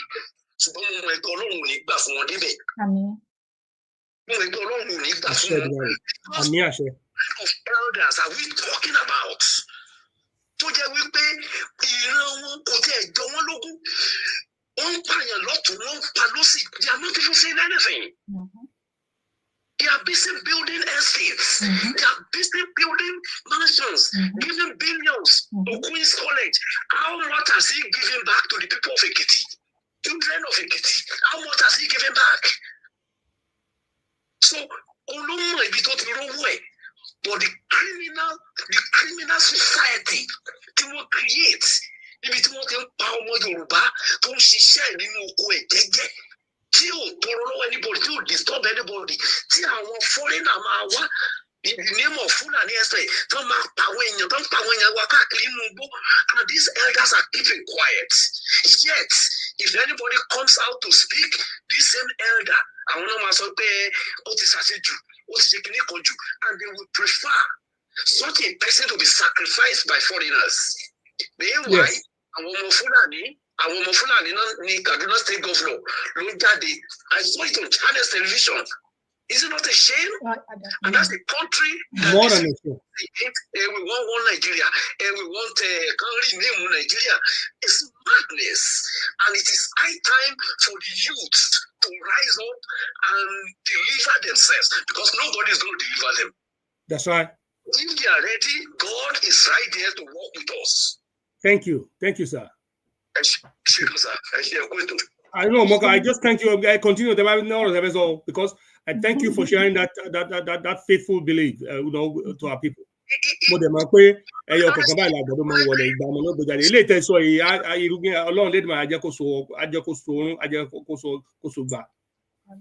It is so sad, honestly. It is so sad because the foundation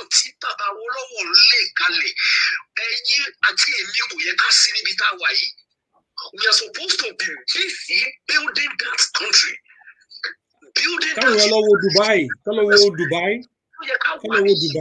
Go and look at Dubai. We don't have to be in the same. We're not supposed to be even close.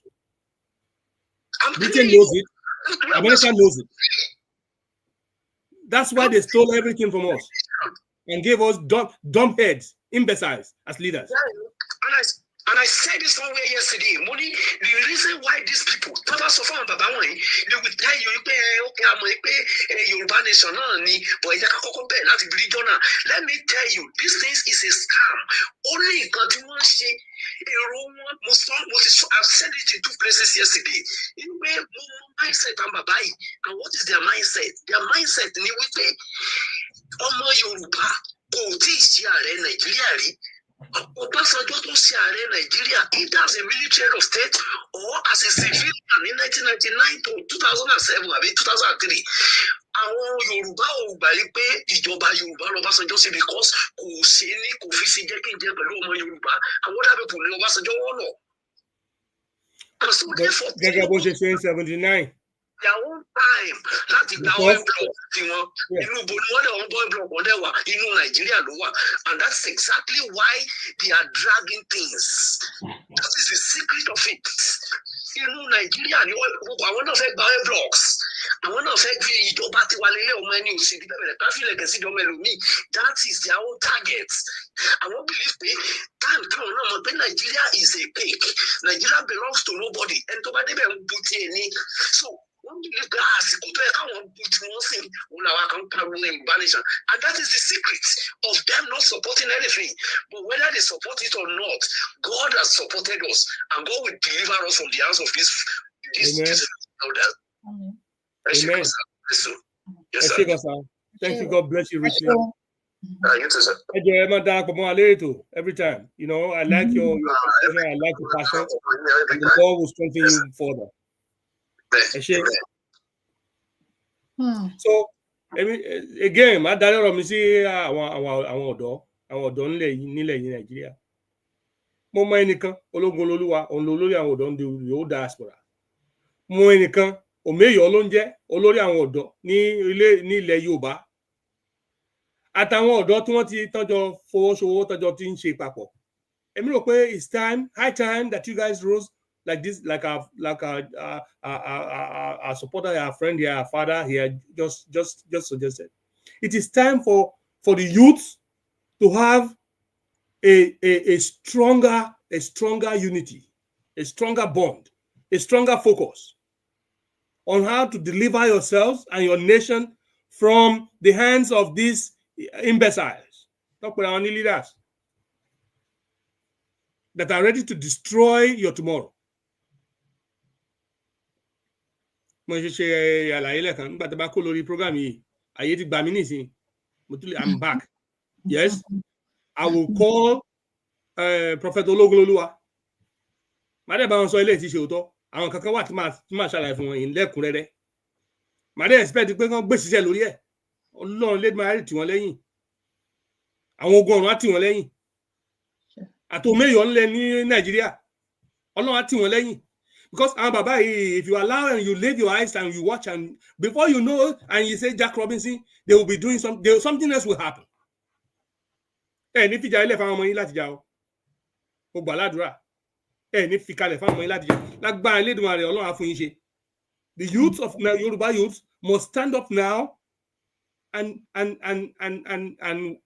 act according to their conscience.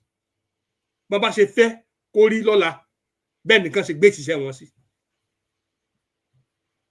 Ọmọ Yorùbá wọn ṣá káàkiri ilé ayé káàkiri ẹ máa ṣiṣẹ́ from one to another you hopping from one job to another never have no rest you living wọ́n fi gbogbo deception not everything that glitters is gold. Gbogbo tó gbẹ́ kọ́ ní wúrà ni àwọn bàbá wa pa lọ́nà sọ fún wa. They deceive you with their laws that they want us to continue to come here and be slaves. Can you imagine there was a time mo gbé gègé mo wò mo lọ sí London anytime in 2002 years ago àbíkọ́ ní ìgbà ọ̀nà mo mú àdá. I looked over there too. Nigerians, oríṣiríṣi wọn rálé lọ rẹpẹtẹ. Ẹ calculate mortgage wọn. You supported these people's economy and they treat them like shit. Excuse my French on nationality. Yes. Can you imagine if all Yorubas leave from Britain, from France, from America, from all this Western world, and we go back home? Let us see how their clinics operate. Let us see how their hospitals operate. Let us see how their agencies operate. Artists or factories. Let us see what happened. Let us see how the banks operate, how they make their money.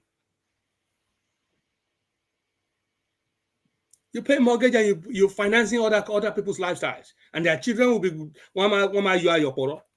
Amotiwa na ma yoro abi. Amotiwa awadibe ki kama gbe won pa. Amotiwa ma gbe won pa lo ma harvest the lungs won, ma harvest the kidney won, ma harvest the abo won, ma harvest the heart won. Wọ́n fi rọ́tàn wọn kúrò ní Nàìjíríà ní orílẹ̀-èdè Yorùbá wọ́n máa tàn wọ́n lọ ìtì lọ́pàá nítorí ẹnìkan ní ìdí kidney nítorí ẹnìkan ní ìdí liver ẹnìkan ní ìdí lung ojú òsì tiwa kí la fi yàtọ̀ sí ọ̀pá èèyàn náà fi ọ̀daràn. Our leaders in politics today they can be considered murderers if they're not taking action to correct the plight of the people. They're no longer serving the people, of course. Then the people should be angry. They have they reserve the right to be angry and to destroy them. Ewo, ojúbọ̀rọ̀ kọ́ la fi ń gbọmọ lọ́wọ́ èkùrọ́ bí bàbá tèmi ṣe sọ fún mi nìyẹn. Ojúbọ̀rọ̀ kọ́ la fi ń gbọmọ lọ́wọ́ èkùrọ́. Ṣùgbọ́n tẹ́ bá fẹ́ kùrọ́ sójú ọ̀nà kalẹ̀, tẹ́ ń fẹsẹ̀ tẹ̀ lọ tẹ́ ń padà bọ̀. Ẹnu lẹ́fì máa pa o. Ẹ kàn máa fẹnu pa lásán ni. If you listen to all these elders and you continue to talk, and talk is garbage, it's cheap. You must be able to take bold actions. Honestly, as insignificant or whatever as people might consider the declaration of the Igbos of Biafra, it is a major milestone. It doesn't matter. It doesn't matter. It has been done. They did it. The whole world cannot say they don't know. And whatever follows that, whatever actions they start to take after that, there's precedents. They will continue to refer to that we already declare our country. As many as whatever country wants to say they don't know, we will find at least one country, two countries, slowly, gradual by gradual, will be recognizing the Biafra, the United States of Biafra, USB. So we have USA, now we're going to have USB.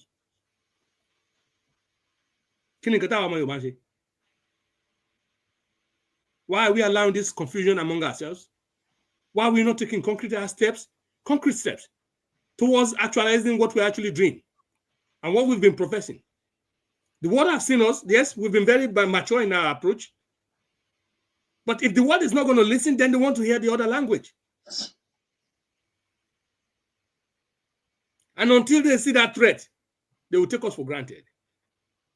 Because our àgbàlagbà fi sùúrù ṣe nǹkan. Àwọn àgbàlagbà máa wà very measured. Ṣùgbọ́n táwọn ọ̀dọ́ bá mú tí wọ́n mọ̀, tán rí pé àwọn ilé ò ní gbà kí gbọ́ kí gbà.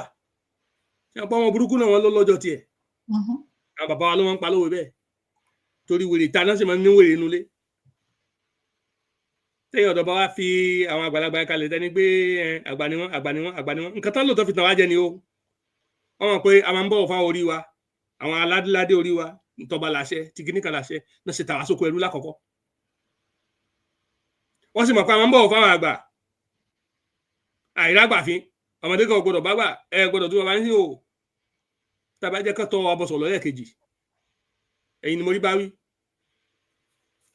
ẹ̀yin ọ̀dọ́ tẹ́ bá tún jẹ́ kán ti ọwọ́ ọmọ Yorùbá ọwọ́ àwọn ìwé tó ń bọ̀ lẹ́yìn àwa yìí ti ń lọ ó lè má dàbí àwàdà lójú yín o anybody gbàmá iná sọ ń sìn oní anybody above 50 oní kẹ́ máa wo consider that we are going look at Samuel Ekpa 39 or 38 whatever years old it is your fight now and you should fight it with all tenacity and I believe Oòduà tì yín lẹ́yìn tẹ́ bá dúró lórí òótọ́ pé dandan ẹ fẹ́ gba nǹkan tí àwọn politiki ìwà ìpátá ti fi ṣe sí yín it is time to go the world will not be able to stand for you and stop you I believe that 100%.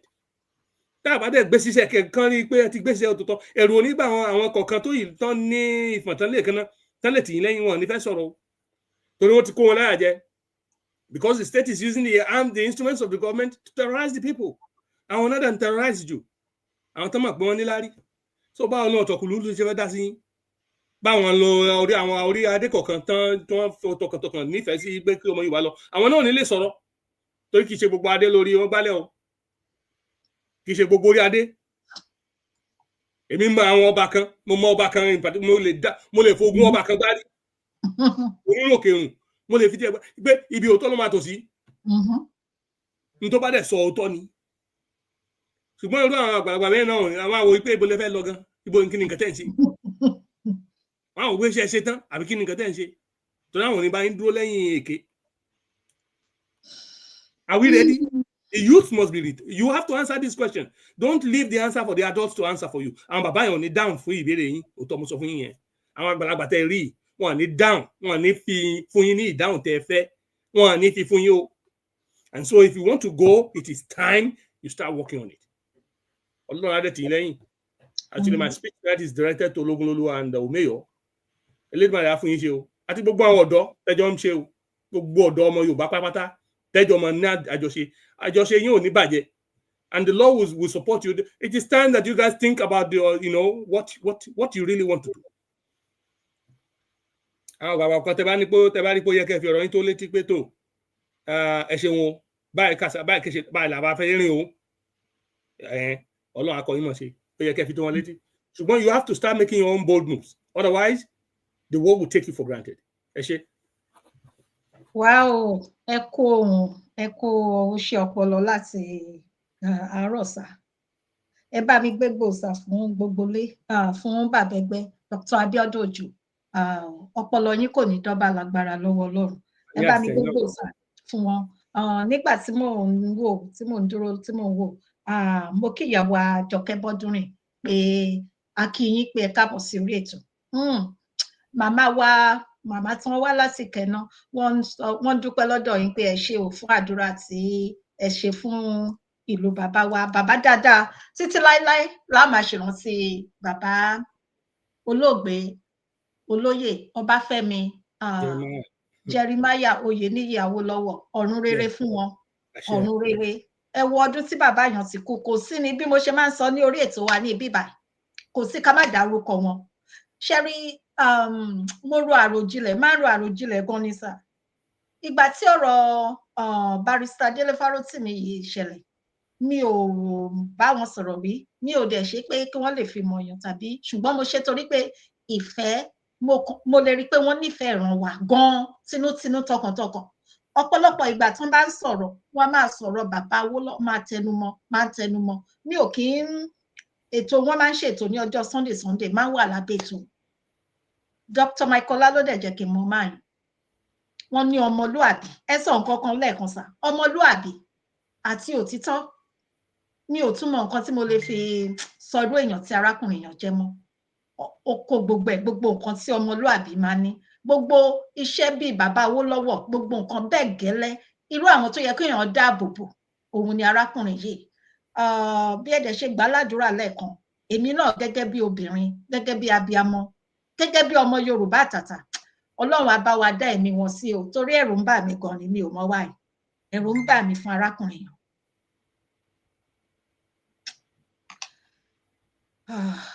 ẹ ṣé gidi gan ni sà ìran Yorùbá ṣẹ́rí sà ẹ jẹ́ a máa ká tó parí ètò mo kàn fẹ́ kẹ́ yan ọ̀yà lọ díẹ̀ lọ síbi ìran Yorùbá torí mo rí ẹnìkan níbi àwọn tí wọ́n bá wa tẹ àtẹ̀ránṣẹ́ yàn wípé àwọn oríṣiríṣi ènìyàn wọ́n sọ nǹkan pàápàá jùlọ ọmọ Yorùbá oríṣiríṣi ìsọkúsọ nípa Barrister Dele Farotimi tí ò dẹ̀ yẹ kó rí bẹ́ẹ̀. ṣé ẹ mọ̀ pé ìran Yorùbá àwọn bàbá wa pa lówe wọ́n ní bọ́tà ní bá pòdù ọ̀yà wọ́n ní kí ló pa náà ni kò sẹ́ni tó rí. You understand? The Yoruba language is very deep. Yoruba language is very wealthy. It's very rich. Ni mo ṣe máa ń sọ pé àfàìmọ̀ kó mọ̀ jẹ́ pé Yorùbá yìí lọ́lọ́run fi dá ayé àti ọ̀run. A lè sọ pé òjò ká tún ní òjò ká tún ní òjò. Yorùbá lẹ ti rí irú nǹkan báyìí. Èmi ò mèdè mí bóyá wà ní èdè mi tí mi ò mọ̀ ṣùgbọ́n mo mọ ilé tí mi gbọ́ but mo sì gbọ́ òyìnbó mo ka òyìnbó Gẹ̀ẹ́sì kò sínú Gẹ̀ẹ́sì. The richness of the Yoruba language is not found in the languages that I know, like English language or the French language. It's not there. Bóyá wà nínú àwọn èdè míì tí mi ò mọ̀ ó ṣe ṣe I don't know. So ní ilẹ̀ Yorùbá kò sí nǹkan tí bá ṣe láṣà la ní ìṣe la ní bá ṣe ní nǹkan tá lè fi dára wáyá láti ní nǹkan tá lè fi jà bá ṣe ní nǹkan tá lè fi múra ní dùn la ní nǹkan tá lè fi múra ní bínú. So the language is all encompassing, and so the Yoruba man or woman can easily go into the dictionary of the language and withdraw the next needed weapon for the moment. So wọ́n ní inú èèyàn lè wọ́n ní obì ọ̀rọ̀ ló máa ń yọ obì lápò ọ̀rọ̀ náà ló ń yọ idà nínú apó. That's the Yoruba culture for you. So tẹ́ bá rí èèyàn kan tó ń ṣe dáadáa ẹ má bínú ọmọ Yorùbá sọ burúkú sí. But I was reading something today. Somebody sent me that message or shared it. Ó ní arábìnrin kan wà tọkọ ẹ̀ fẹ́. Arábìnrin ọmọ olówó ni ọlọ́rọ̀. Bàbá ẹran léléèwé ó di dókítà. Ó wá decide ìfẹ́ tó rí àgbẹ̀ ni. Wọ́n sì fẹ́ra wọn inú wọn dùn tayọ̀tayọ̀. Ṣùgbọ́n ìyá àgbàlagbà kan tó jẹ́ aládùúgbò wọn èébú ló máa ń bú arábìnrin yìí pé ó máa ń fi wéwèkúwé ni a máa sọ̀rọ̀ burúkú sí gbogbo ìgbà. But ọmọ dókítà yọ̀ǹgẹ̀ yìí kò fi ṣèbínú rí kì í tẹ́ ẹ wò kì í wò bẹ́ẹ̀ a tún máa bá díẹ̀ lọ a máa rẹ́rìn. Ó ti ń ṣe ó wá yá. Tó bá ti di iṣẹ́ tó bá ti pọ́ ti oko dé báyìí tó bá jọ ó máa ń tẹ̀lé ọkọ ẹ̀ lọ sóko ni. Tó bá ti tóko dé tó ti bẹ̀rẹ̀ sí dáná ni obìnrin àtúkò sí alágbá kò ti síwájú ẹ̀ á máa bú. Ó wá dijọ́ kan pàtó rí pé kò dáhùn lọ wá pé wá ń bí arábìnrin. Ó sì jẹ́ pé gbogbo ọ̀rọ̀ burúkú tó ń sọ sí ẹ̀ láti ọdún yìí ìwọ ìtì ẹ̀ fèsì ni ìwọ ò lésì kan tó lè fọ́ ni. Ọmọbìnrin dókítà wa dá lónìí pé ìyá ẹ jẹ́ kí n béèrè ìbéèrè kan lọ́wọ́ yín ná kí n tó dáhùn yín kí n tó fún yín ní ìdáhùn. Ìyẹn ní kí ni ìbéèrè tó fẹ́ béèrè. Ó ní ṣé tẹ bá fún mi ní nǹkan tí n bá gbà ṣé nǹkan tẹ fẹ́ fún mi yẹn ọwọ́ ta ló wà ta ló ní. Ìyá ìbá dáhùn pé ọwọ́ òun ló wà òun náà ló ń ní. Ó ní nǹkan tó fà á nìyẹn. Ó nígbà tẹ mú gbogbo eléyìí tẹ mú wáyé tẹ ń sọ láti ọdún tẹ ti ń sọ yìí tó ń gbà lọ́wọ́ yín. Ṣebí ọwọ́ yín when you try to give me something and I dare accept it, it belongs to you.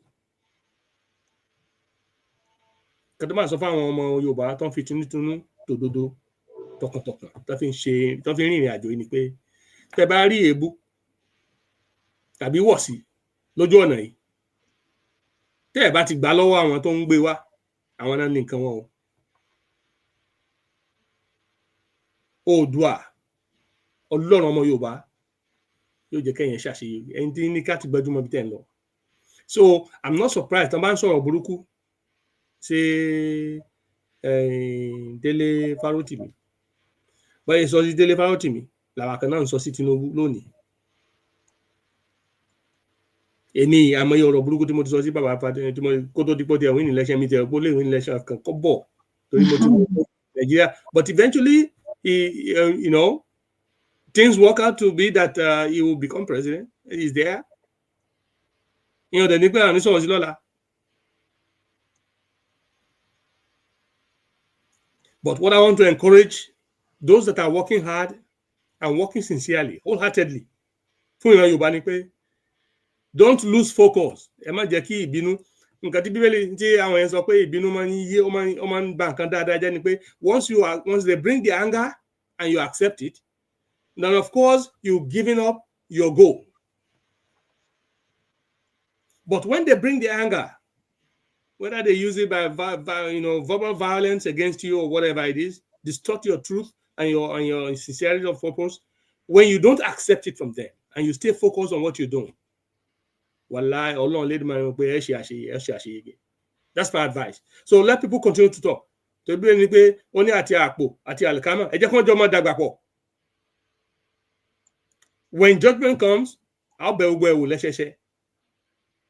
I'll see your alikama kúrò lára epo. So at the point of judgment is when everybody will receive their rewards. It's okay that they continue to destroy him or tarnish him. Àwọn tó bá rí wọ́n á rí, àwọn tó bá rí òótọ́ wọ́n á rí òótọ́. Àwọn tó bá ṣe pé irọ́ náà fẹ́ gbọ́ because àwọn kan wà tó pé wọ́n mọ̀ òótọ́ ṣùgbọ́n irọ́ náà fẹ́ gbọ́. Àdúrà ni pé k'Ọlọ́run jẹ́ kó ṣà òkè kó tún wọn ṣe. Àmín. Ẹ ṣé mà. Wow. Ẹ ṣeun gan ni sà. A dúpẹ́ lọ́pọ̀lọpọ̀. Ojú òpó tún ti ṣí sílẹ̀ fún ẹ̀yin tẹ́ bá tún fẹ́ pè wọlé láti bá wa dá sí ètò. Bá fún ìṣẹ́jú 5 ṣe fún àwọn tán bá tún fẹ́ pè wọlé láti sọ̀rọ̀ sókè. Bákan náà sà, ẹ jọ̀wọ́ ẹ dúpẹ́ lọ́wọ́ ẹ bá alàgbà Ọmọyẹlé Sowore because wọ́n gbìyànjú gan lórí ọ̀rọ̀ tó wà nílẹ̀ yìí sà àti social media. Thank God pé àwọn èèyàn ó wà nílẹ̀ torí pé tí kì bá sí Ọlọ́run ló mọ nǹkan tí ìbá ṣẹlẹ̀ sí bóyá ó ṣeéṣe kí àti ẹ̀kọ́ ti pa olódì máa yàn ní dípò èyí tí wọ́n ṣe bí wọ́n ṣe ti mọ́lé yàn sà. Yes. So adúpẹ́ lọ́wọ́ àwọn tó lọ́wọ́ sí. Àwọn ọmọ Yorùbá àtàtà.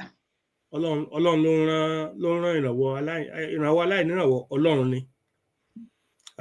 Èmi dúpẹ́ lọ́wọ́ Ọlọ́run tó lo àwọn kọ̀ọ̀kan láti dá sí nǹkan tó ń ṣẹlẹ̀ yìí. Torí mi ò mọ Ọmọyẹlé Sowore. I don't know him much. I know I've read about him, gbogbo political ambition, campaigns and all that. I thank him for what he's been doing as a young man. Thank for the achievements he's made. He's doing his part as well. Yeah, that's right. And I wish him the best. Ọmọ Yorùbá. So, but èmi gbàgbọ́ pé gbogbo ọkàn tí Ọlọ́run bá fẹ́ lò lọ́lọ́run lò. Ọpẹ́ tèmi lọ sọ́dọ̀ Ọlọ́run number 1.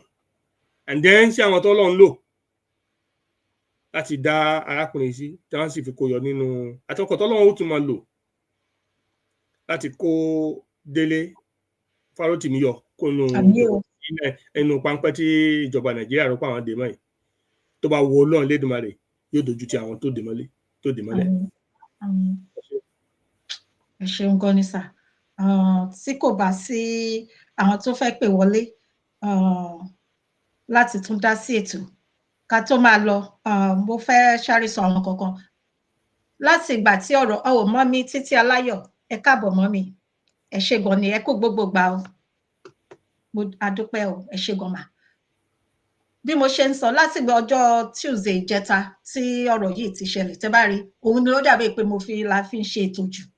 Ìdí dẹ̀ ni pé ẹni nǹkan tó bá ṣẹlẹ̀ sí ọmọlúàbí Yorùbá gbogbo wa ló ṣẹlẹ̀ sí, so a ò dẹ̀ ní dákẹ́ kí wọ́n ẹni olóòótọ́ kó kú sí ipò ìkà.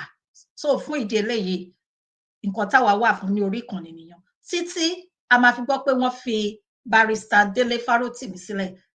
Nǹkan tá a máa fi ṣe àkọlé orí ètò wa nìyẹn. A máa sọ àwọn nǹkan míì o, ṣùgbọ́n torí pé ó ṣe kókó ó ṣe pàtàkì, ìran Yorùbá ló ń jà fún, bí èèyàn ṣe jẹ́ nìyẹn. Èmi tí ẹ ti post ẹ sórí Facebook page mi. Ẹ ṣé gan sir. Mo post a picture àti just something about him. People can read about it. Ó yẹ kí ìjọba Nàìjíríà rí pé àwọn tẹ ọ̀ká ní ìrùmọ́lẹ̀. And if people continue to share him and they make him a celebrity overnight, that's all a major, just like in everywhere, we should make this man to household name so that the government will be ashamed and the weapons of the evil will not have any impact on the life of this man. I think that's what we should do. That's the way I believe the Yoruba should be responding to all these acts of terror, because what the government is doing, the government is terrorizing. The government of Bola Ahmed Tinubu is terrorizing Nigerian citizens and Yoruba citizens. This is an act of terror. Town Yoruba understand that Akoloma. Terrorize when government is start to terrorizing people.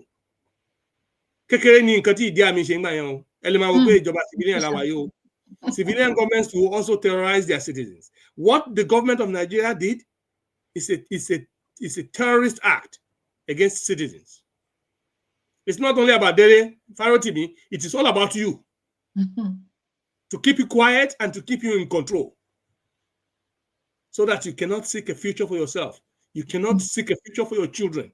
You cannot seek a better life for your unborn children. This is what it's all about. So don't fool yourself. I'm speaking in English so that you can better understand. Because and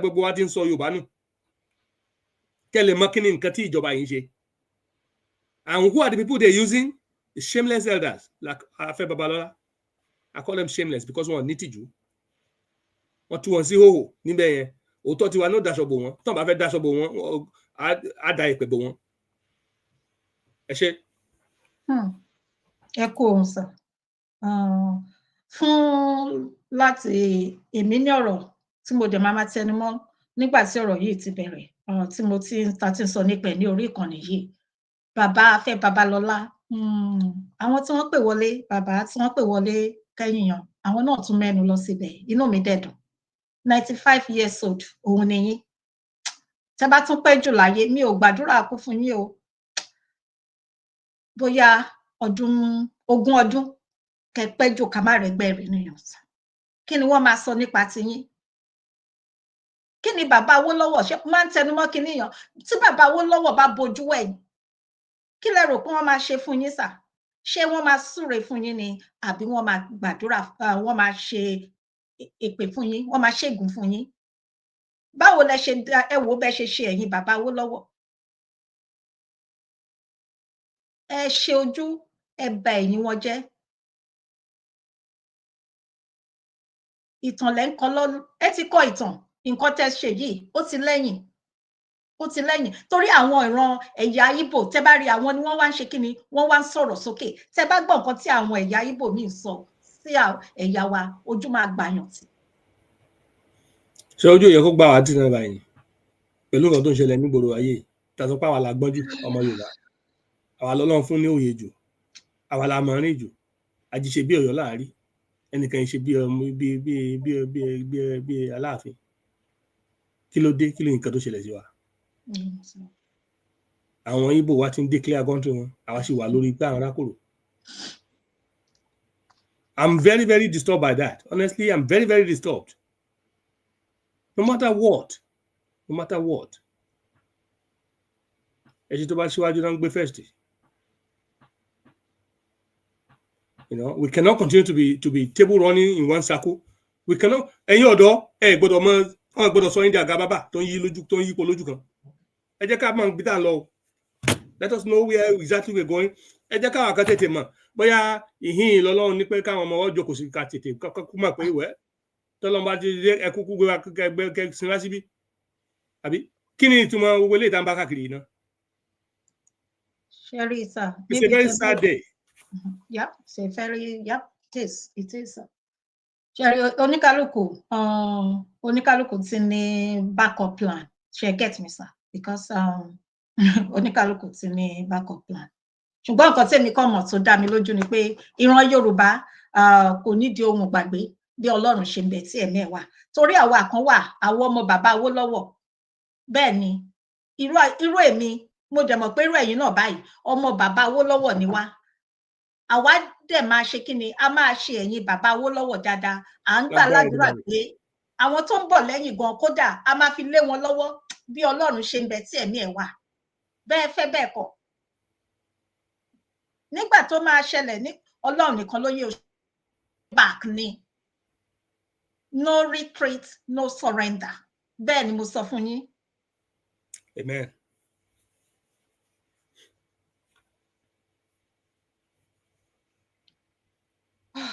So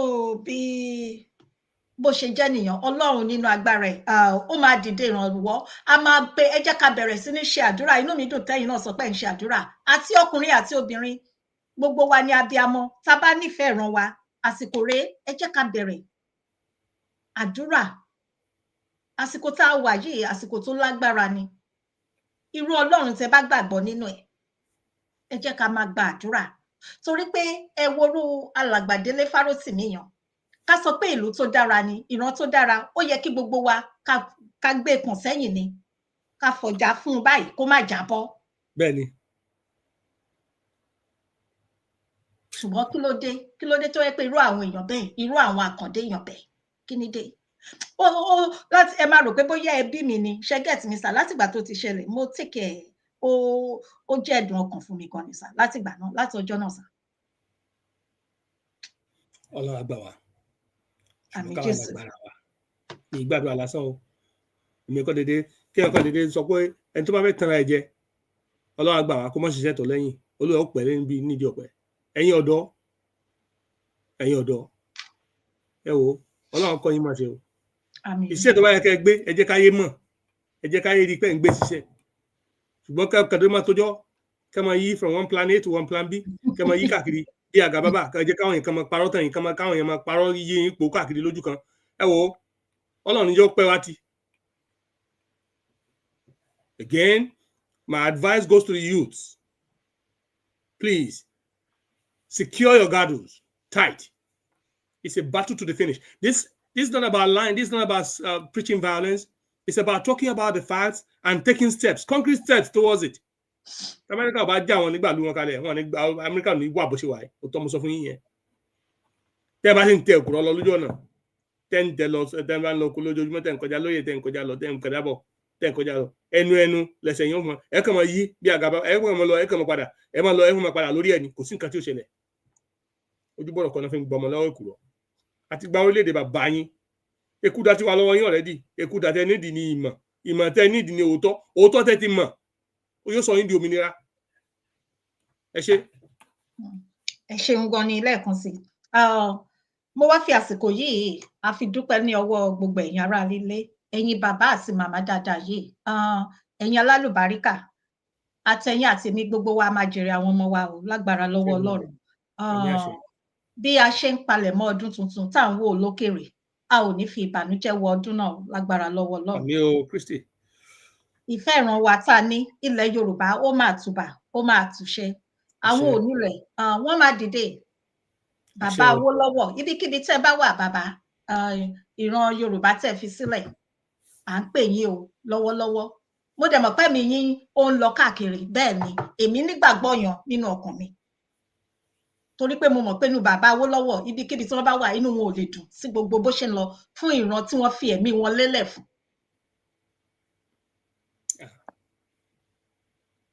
Mo bá kábíyèsí sọ̀rọ̀ ẹ̀yìn ọmọ mẹ́ta ẹ̀. Wọ́n mention bàbá Awólọ́wọ̀ yìí again. Torí kábíyèsí sọ pé báwọn ṣe ń bára ayé ṣe làwọn ń bára ọ̀run ṣe. Mo sì gbàgbọ́ bẹ́ẹ̀ tó mo sọ fún yín yẹn. Déwájú Ọlọ́run mo gbàgbọ́ bẹ́ẹ̀. The man is not, he doesn't lie. wọ́n láwọn àti Awólọ́wọ̀ àti ìyàwó ẹ̀ ṣèpàdé lẹ́jọ́ táwọn ti wá ń bilẹ̀ pé ṣé kò rí gbogbo rúdi pé kó máa bọ̀ ọlọ́ni pé òun ò tí ì wá òun ò wá. máa gbọ́ o. ẹ jẹ́ ká fi mọ́ bẹ́ẹ̀ ṣùgbọ́n mọ̀ pé Ọlọ́run ń bẹ kò yí padà ọ̀nà tí Ọlọ́run gbé gbà Ọlọ́run nìkan ló mọ̀ ẹni tí Ọlọ́run lò Ọlọ́run ló mọ̀ òun ló mọ̀ bẹ́ẹ̀. ṣùgbọ́n pọ́ ọmọ ìran Yorùbá ò ní lọ ìran Yorùbá ò lọ ṣùgbọ́n àkàlẹ̀ dédé máa rò lásán ni mo ṣe ń pàkíyèsí àwọn ọ̀dọ́ ẹ má jẹ́ akákan máa gbàdúrà lásán o ẹ má jẹ́ káwọn èèyàn máa fi ọ̀rọ̀ sùúrù kan máa tú wá lómi òbí tẹ káàkiri o òjò ti ń pagún wá bò tí ọdún ti pẹ́ o tá a bá gbé ṣiṣẹ́ ọlọ́mọdé kò pé ojú kọta máa wà ní títí tí Jésù fi padà dé.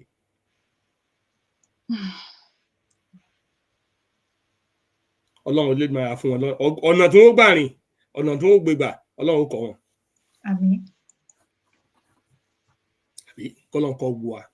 Àmín o àmín. Àmín àṣedùmarè. Bákan náà a dúpẹ́ lọ́wọ́ ẹ̀yin bàbá tí gbogbo ẹ̀yin tẹ́ pè wọlé àti ẹ̀yin màmá wa tí ẹ pè wọlé ẹ ṣé gidigidi gan ni o. Lágbára lọ́wọ́ Ọlọ́run ọgbọ́n ìmọ̀ àti òye tí Ọlọ́run fún yín ó túbọ̀ máa lé sí ni o. Ọpọlọ yín ò ní dọ́bà o lágbára Èdùmàrè ẹ ṣé lọ́pọ̀lọpọ̀. Dr. Michael Ìjìnlẹ̀ ọpọlọ lẹ́ẹ̀kan sí ẹ̀yin náà ẹ ṣé o. Àjọṣe wa kò ní bàjẹ́ lágbára lọ́wọ́ Ọlọ́run. Mo wá bọ́ sí ọ̀dọ̀ ẹ̀gbọ́n mi bàbá ẹgbẹ́ wa Dr.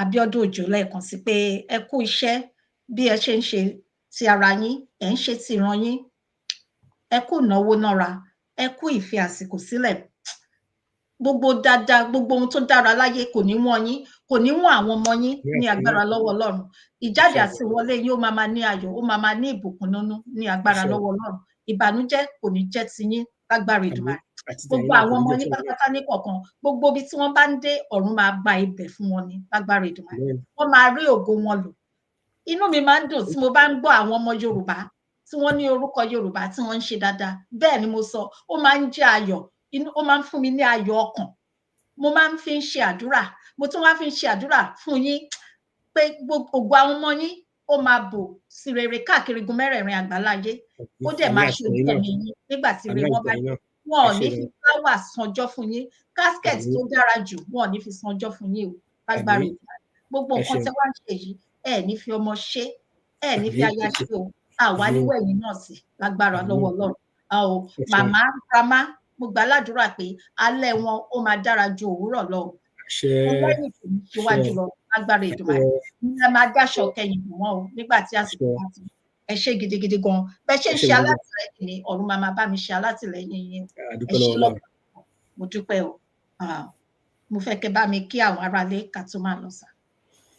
ẹ ṣé lẹ́ẹ̀kan sí mo kí gbogbo àwa olólùfẹ́ ètò Ìyálájé ẹ ṣeun mo dúpẹ́ lọ́wọ́ yín fún àkókò tẹ́ fi kalẹ̀ mo dúpẹ́ fún àdúrótì mo dúpẹ́ pé ẹ jẹ́ ká bí yín nú mo dúpẹ́ pé ìfẹ́ lẹ fi ń gbà wá àlàáfíà Ọlọ́run yóò mọ bá yín gbé Ọlọ́run fẹ́ Ọlọ́run á nífẹ̀ẹ́ yín náà lẹ́ẹ̀kan sí gbogbo àdáwọ́lé yín pápátá ayọ̀ ni ó mọ já sí wọ́n ní ìró ayọ̀ ìró ìdùnnú la máa ń gbọ́ lágọ̀ọ́ àwọn olódodo òdodo Kristi kó jẹ́ òdodo yín kẹ́ bí ìgbàgbọ́ tèmi nítorí náà ìró ayọ̀ la máa gbọ́ sí yín àní gbọ́rọ̀ ìbànújẹ́ sí yín sáwọn ọmọ yín sí gbogbo ohun tó jẹ́ ti yín gbogbo ohun tó nípa tó kàn gbogbo ẹni tó lè kàn yín ìró ayọ̀ la máa gbọ́ ọ ní kíkí ojú lẹ́ ọmọ fi rí tẹ́sí ọmọ fi wèrè àwọn èèyàn búburú tó ṣòro ọgbà yín ká ṣùgbọ́n búburú kan kò ní súnmọ́ ọ̀dọ̀ yín bẹ́ẹ̀ ni kò ní jẹ́ ìpín yín lágbára Elédùmarè wọ́n ní tẹ́ bá rìn lórí kìnìún ẹ máa kọjá lọ láyọ̀ àti ní àìléwu lórí ẹgbọrọ kìnìún àti ejò ńlá ẹ̀yin ò fi ẹsẹ̀ tẹ̀ mọ́lẹ̀ láì sí ewu rárá àti rárá nítorí tí Ọlọ́run nífẹ̀ẹ́ sí yín ni ẹ ṣeun ẹ dúró ẹ kó àdúró tí Elédùmarè ò ní fi yín sílẹ̀ o I thank you so much I cannot thank you enough Ìyálájé ẹ ṣeun ẹ kúṣẹ́ tí ò bá sẹ́yìn kò ní sí ètò tí ò bá sí ètò ìlú àwa àgọ̀síbítà ibo la fẹ́ wà mo dúpẹ́ ìfẹ́ tẹ́ fi hàn láti bẹ̀rẹ̀ láti day one I thank you so much for that for the support and the Lord will continue to empower you ọgbọ́n ọ̀run ìmọ̀ ọ̀run Elédùmarè fi fún yín o ṣe yẹ lálákan ṣiṣẹ́ pọ̀ ẹ ò ní ṣe tí yín láṣetì lágbára Elédùmarè ẹ ní ṣubú dànù ẹ ní ṣubú fọ̀tàyọ̀ lágbára Ọlọ́run àwọn táyọ̀ fi pamọ́ sí yín lọ́wọ́ ní béèrè lọ́wọ́ yín lágbára Elédùmarè ẹ sì mókè lágbára Ọlọ́run alágbára mímọ́ jùlọ ẹ ó gbé ìròyìn lágbèyè ẹ ó gbé dórí lágbára Ọlọ́run ẹ ò ní bá wọn fọwọ́ tayé ẹ ní bá wọn fi ọwọ́ ti ayé bí wọ́n ṣe máa ń gbàládùá. Lẹ́ẹ̀kan sí adúgbò lọ́wọ́ gbogbo àwọn èèyàn tó ń wò wá àtọ́jú tí ó mọ̀ wà lọ́jọ́ iwájú ẹ dákun ẹ bá wa pín ètò yìí Ọlọ́run mo fi bẹ̀ yín ẹ̀yin ọ̀dọ́ ẹ má jẹ́ kí ọ̀rọ̀ yìí kọjá lọ láláìṣẹ. Tẹ́ bá wo fíìmù Ṣọ̀wọ́n Ògúnlọ́lá ó ní mo dóríta mẹ́ta ọ̀nà àrà ó ní ẹnu bodè mo dé yìí ó kọ́ bára ẹ̀ sọ pé ẹnu bodè ló ń dé yìí kó tó di pé wá bẹ̀rẹ̀ sí ní wo báwo ló ṣe fẹ́ rìn kó tó bẹ̀rẹ̀ sí ní lo àwọn ipá àti agbára tọ́lọ́run fi fún un.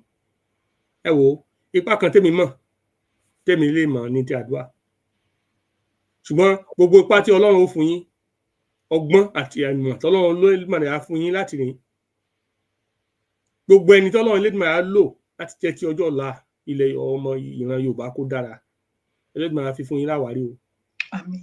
Ọlọ́run á jẹ́ kẹ́ ẹ ní á fi fún yín ní ànító àti ní àníṣẹ́kù ẹ ò ní ṣe tì ẹ ò ní ṣe gbé kalẹ̀ fáwọn ọmọ pé kan tó wá bá lágbára Ọlọ́run gbogbo àwọn ọ̀tá ọjọ́ ọ̀la yín ọ̀tá ìran Yorùbá ẹ̀ Ọlọ́run á fi wọ́n ṣẹ̀sín níwájú yín ni. Bọ́lọ́run ṣe fi Gòláyátì wọlẹ̀ níwájú Dáfídì bó ṣe wù kán nífọ̀n kán lè kánná tó níwájú ọmọ Yorùbá níwájú èwe àti ọ̀dọ́ wa Ọlọ́run á fi wọ́n á yẹ̀yẹ́ wọn pátápátá. Ṣùgbọ́n ẹ̀yin ní kẹ́ ẹ tó rìn ra yín pa ọ̀rọ̀ àná tí ó tà ẹ má jẹ́ kó tà lọ́wọ́ yín lónìí. Tẹ́ bá ti ń bá irọ́ àti èké nínú ọ̀rọ̀ àwọn àgbà ẹ yẹra kẹ́hìn pé àwọn tí ò fẹ́ yín fún rere nìyẹn tí ò fẹ́ yín fún ìtẹ̀síwájú. Ṣùgbọ́n tẹ́ bá fi inú kan àti òdodo tẹ́ fi ìfẹ́ àti òótọ́ bára yín rò Ọlọ́run gan ò ní dúró ní ọ̀nà yín pé kẹ́ ẹ má ṣàṣeyẹ because God is never divided against himself and he is the God of truth. Tẹ́ bá wá dúró ní òótọ́ tẹ́ bára yín fi inú kan òdodo rin ìrìn àjò yìí pẹ̀lú ìtara ẹ̀mí rẹ̀ ní mọ̀pọ̀ yóò gbà wá là. Ẹ ṣe ẹ kú iṣẹ́ o. Ìmọ̀ràn mi sí ni pé ẹ má sọ ìrètí nù. Òótọ́ there are challenges being placed in our path ṣùgbọ́n bàbá ní pé gbégún bá ń léèyàn ká má ṣe sinmi ó ṣe ń rẹ ara ayé bẹ́ẹ̀ náà ló ń rọ èrò ọ̀run ibi tẹ́ ń lọ Elédùmarè á fún yín lágbára láti tètè mú bẹ̀gùn àjẹkátì ìdílé lérí. Ẹ ṣé o títí ọjọ́ mẹ́jọ tá a pàdé bó sì yájú bẹ́ẹ̀ náà lọ ire ayọ̀ lámọ̀gbọ́ irú ayọ̀ lámọ̀gbọ́ náà àgọ́ wa o. Thank you so much. Ẹ bá mi kí mọ́mí àti àdúrà àti handsome John Van Wasa. Máa gbọ́ mà ẹ ṣe gan ẹ ṣe gan àsọ̀rọ̀ sàn lágbára Ọlọ́run gbogbo lé ẹ ṣe lọ́pọ̀lọpọ̀ ẹ má gbàgbé o ẹ̀yin èèyàn wa ìṣòro wa ó ń lọ lọ́wọ́lọ́wọ́ Powerhouse Gospel Ministry ẹ jọ̀ọ́ torí Ọlọ́run ẹ lè darapọ̀ mọ́ wa àsìkò tá a nílò àdúrà rèé aago 12 òru ní orílẹ̀-èdè Amẹ́ríkà ní orílẹ̀-èdè Nàìjíríà bóyá aago 6 àárọ̀ ẹ jọ̀ọ́ torí Ọlọ́run ẹ ṣe gidi gan ni ní abẹ́ àkóso pásítọ̀ Olúṣọlá Ọlọ́kọ̀ ẹ ṣe lọ́pọ̀lọpọ̀ ó dàárọ̀ gbogbo lé. Ìyálájé ti dé o aláyọ̀ Fúnkẹ́ Ìyálájé ti dé pèdèpèdè tó méde pè níwájú elédè tó gbèdè lọ́wọ́ melédè tó fi kọ́ melédè jẹ́ Ìyálájé mi Fúnkẹ́ o sọ̀rọ̀sọ̀rọ̀ tó mòye o àfẹ́gbọ́ ẹ yàtọ̀ sáwọn gbàǹtọ́ ẹ̀yọ̀ bàbá wọn lẹ́jẹ́.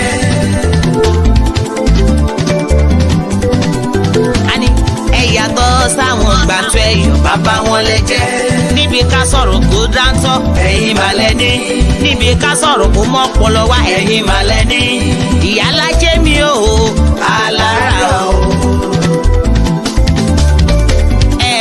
Ìyálájé ni o pé kẹ́ máa wá ó ní kẹ́ jẹ́ ká pàdé lórí ìkànnì yìí o èmi àti Dr. Michael o Michael o bàbí Ọlágúnjú ó ní kẹ́ máa bọ̀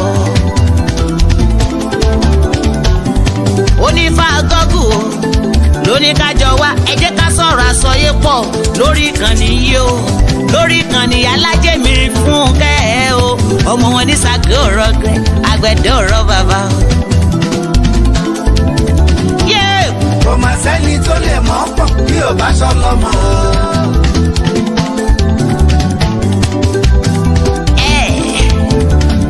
Ìyálájé àti Dr. Michael àwọn sani. náà lè ṣe o náà lè ṣe. Ìyálájé àti Dr. Mike àwọn sani náà lè ṣe o náà lè ṣe. ọ̀rọ̀ lórí ìgbéyàwó àwọn ni o, lórí ọ̀rọ̀ ilẹ̀ Yorùbá àwọn ni o, lórí ọ̀rọ̀ orílẹ̀-èdè Nàìjíríà àwọn ni o, lórí ohun tó ń trendy lágbàáyé àwọn ni o.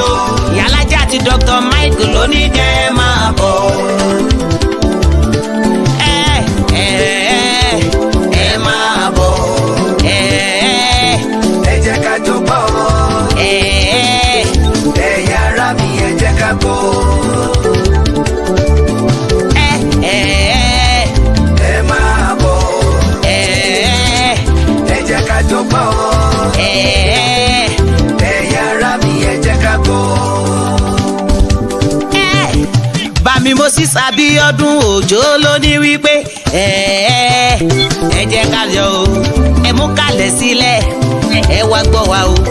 ọ̀rọ̀ tó dáńtọ́, ọ̀rọ̀ tó kún, ọ̀rọ̀ tó mọ́pọlọ wá, tó mú làákà ìdání. ẹ mú kalẹ̀ sílẹ̀, jẹ́ ká jọ gbọ́. Dr. Moses Abíọ́dún ọmọ wọn ní Ìgbàjọ. Òjó òjó òjó òjó òjó òjó orílù o, òjó òjó òjó ọlọ́pọ̀lọ́ pípé lóní kẹ́ máa bọ̀.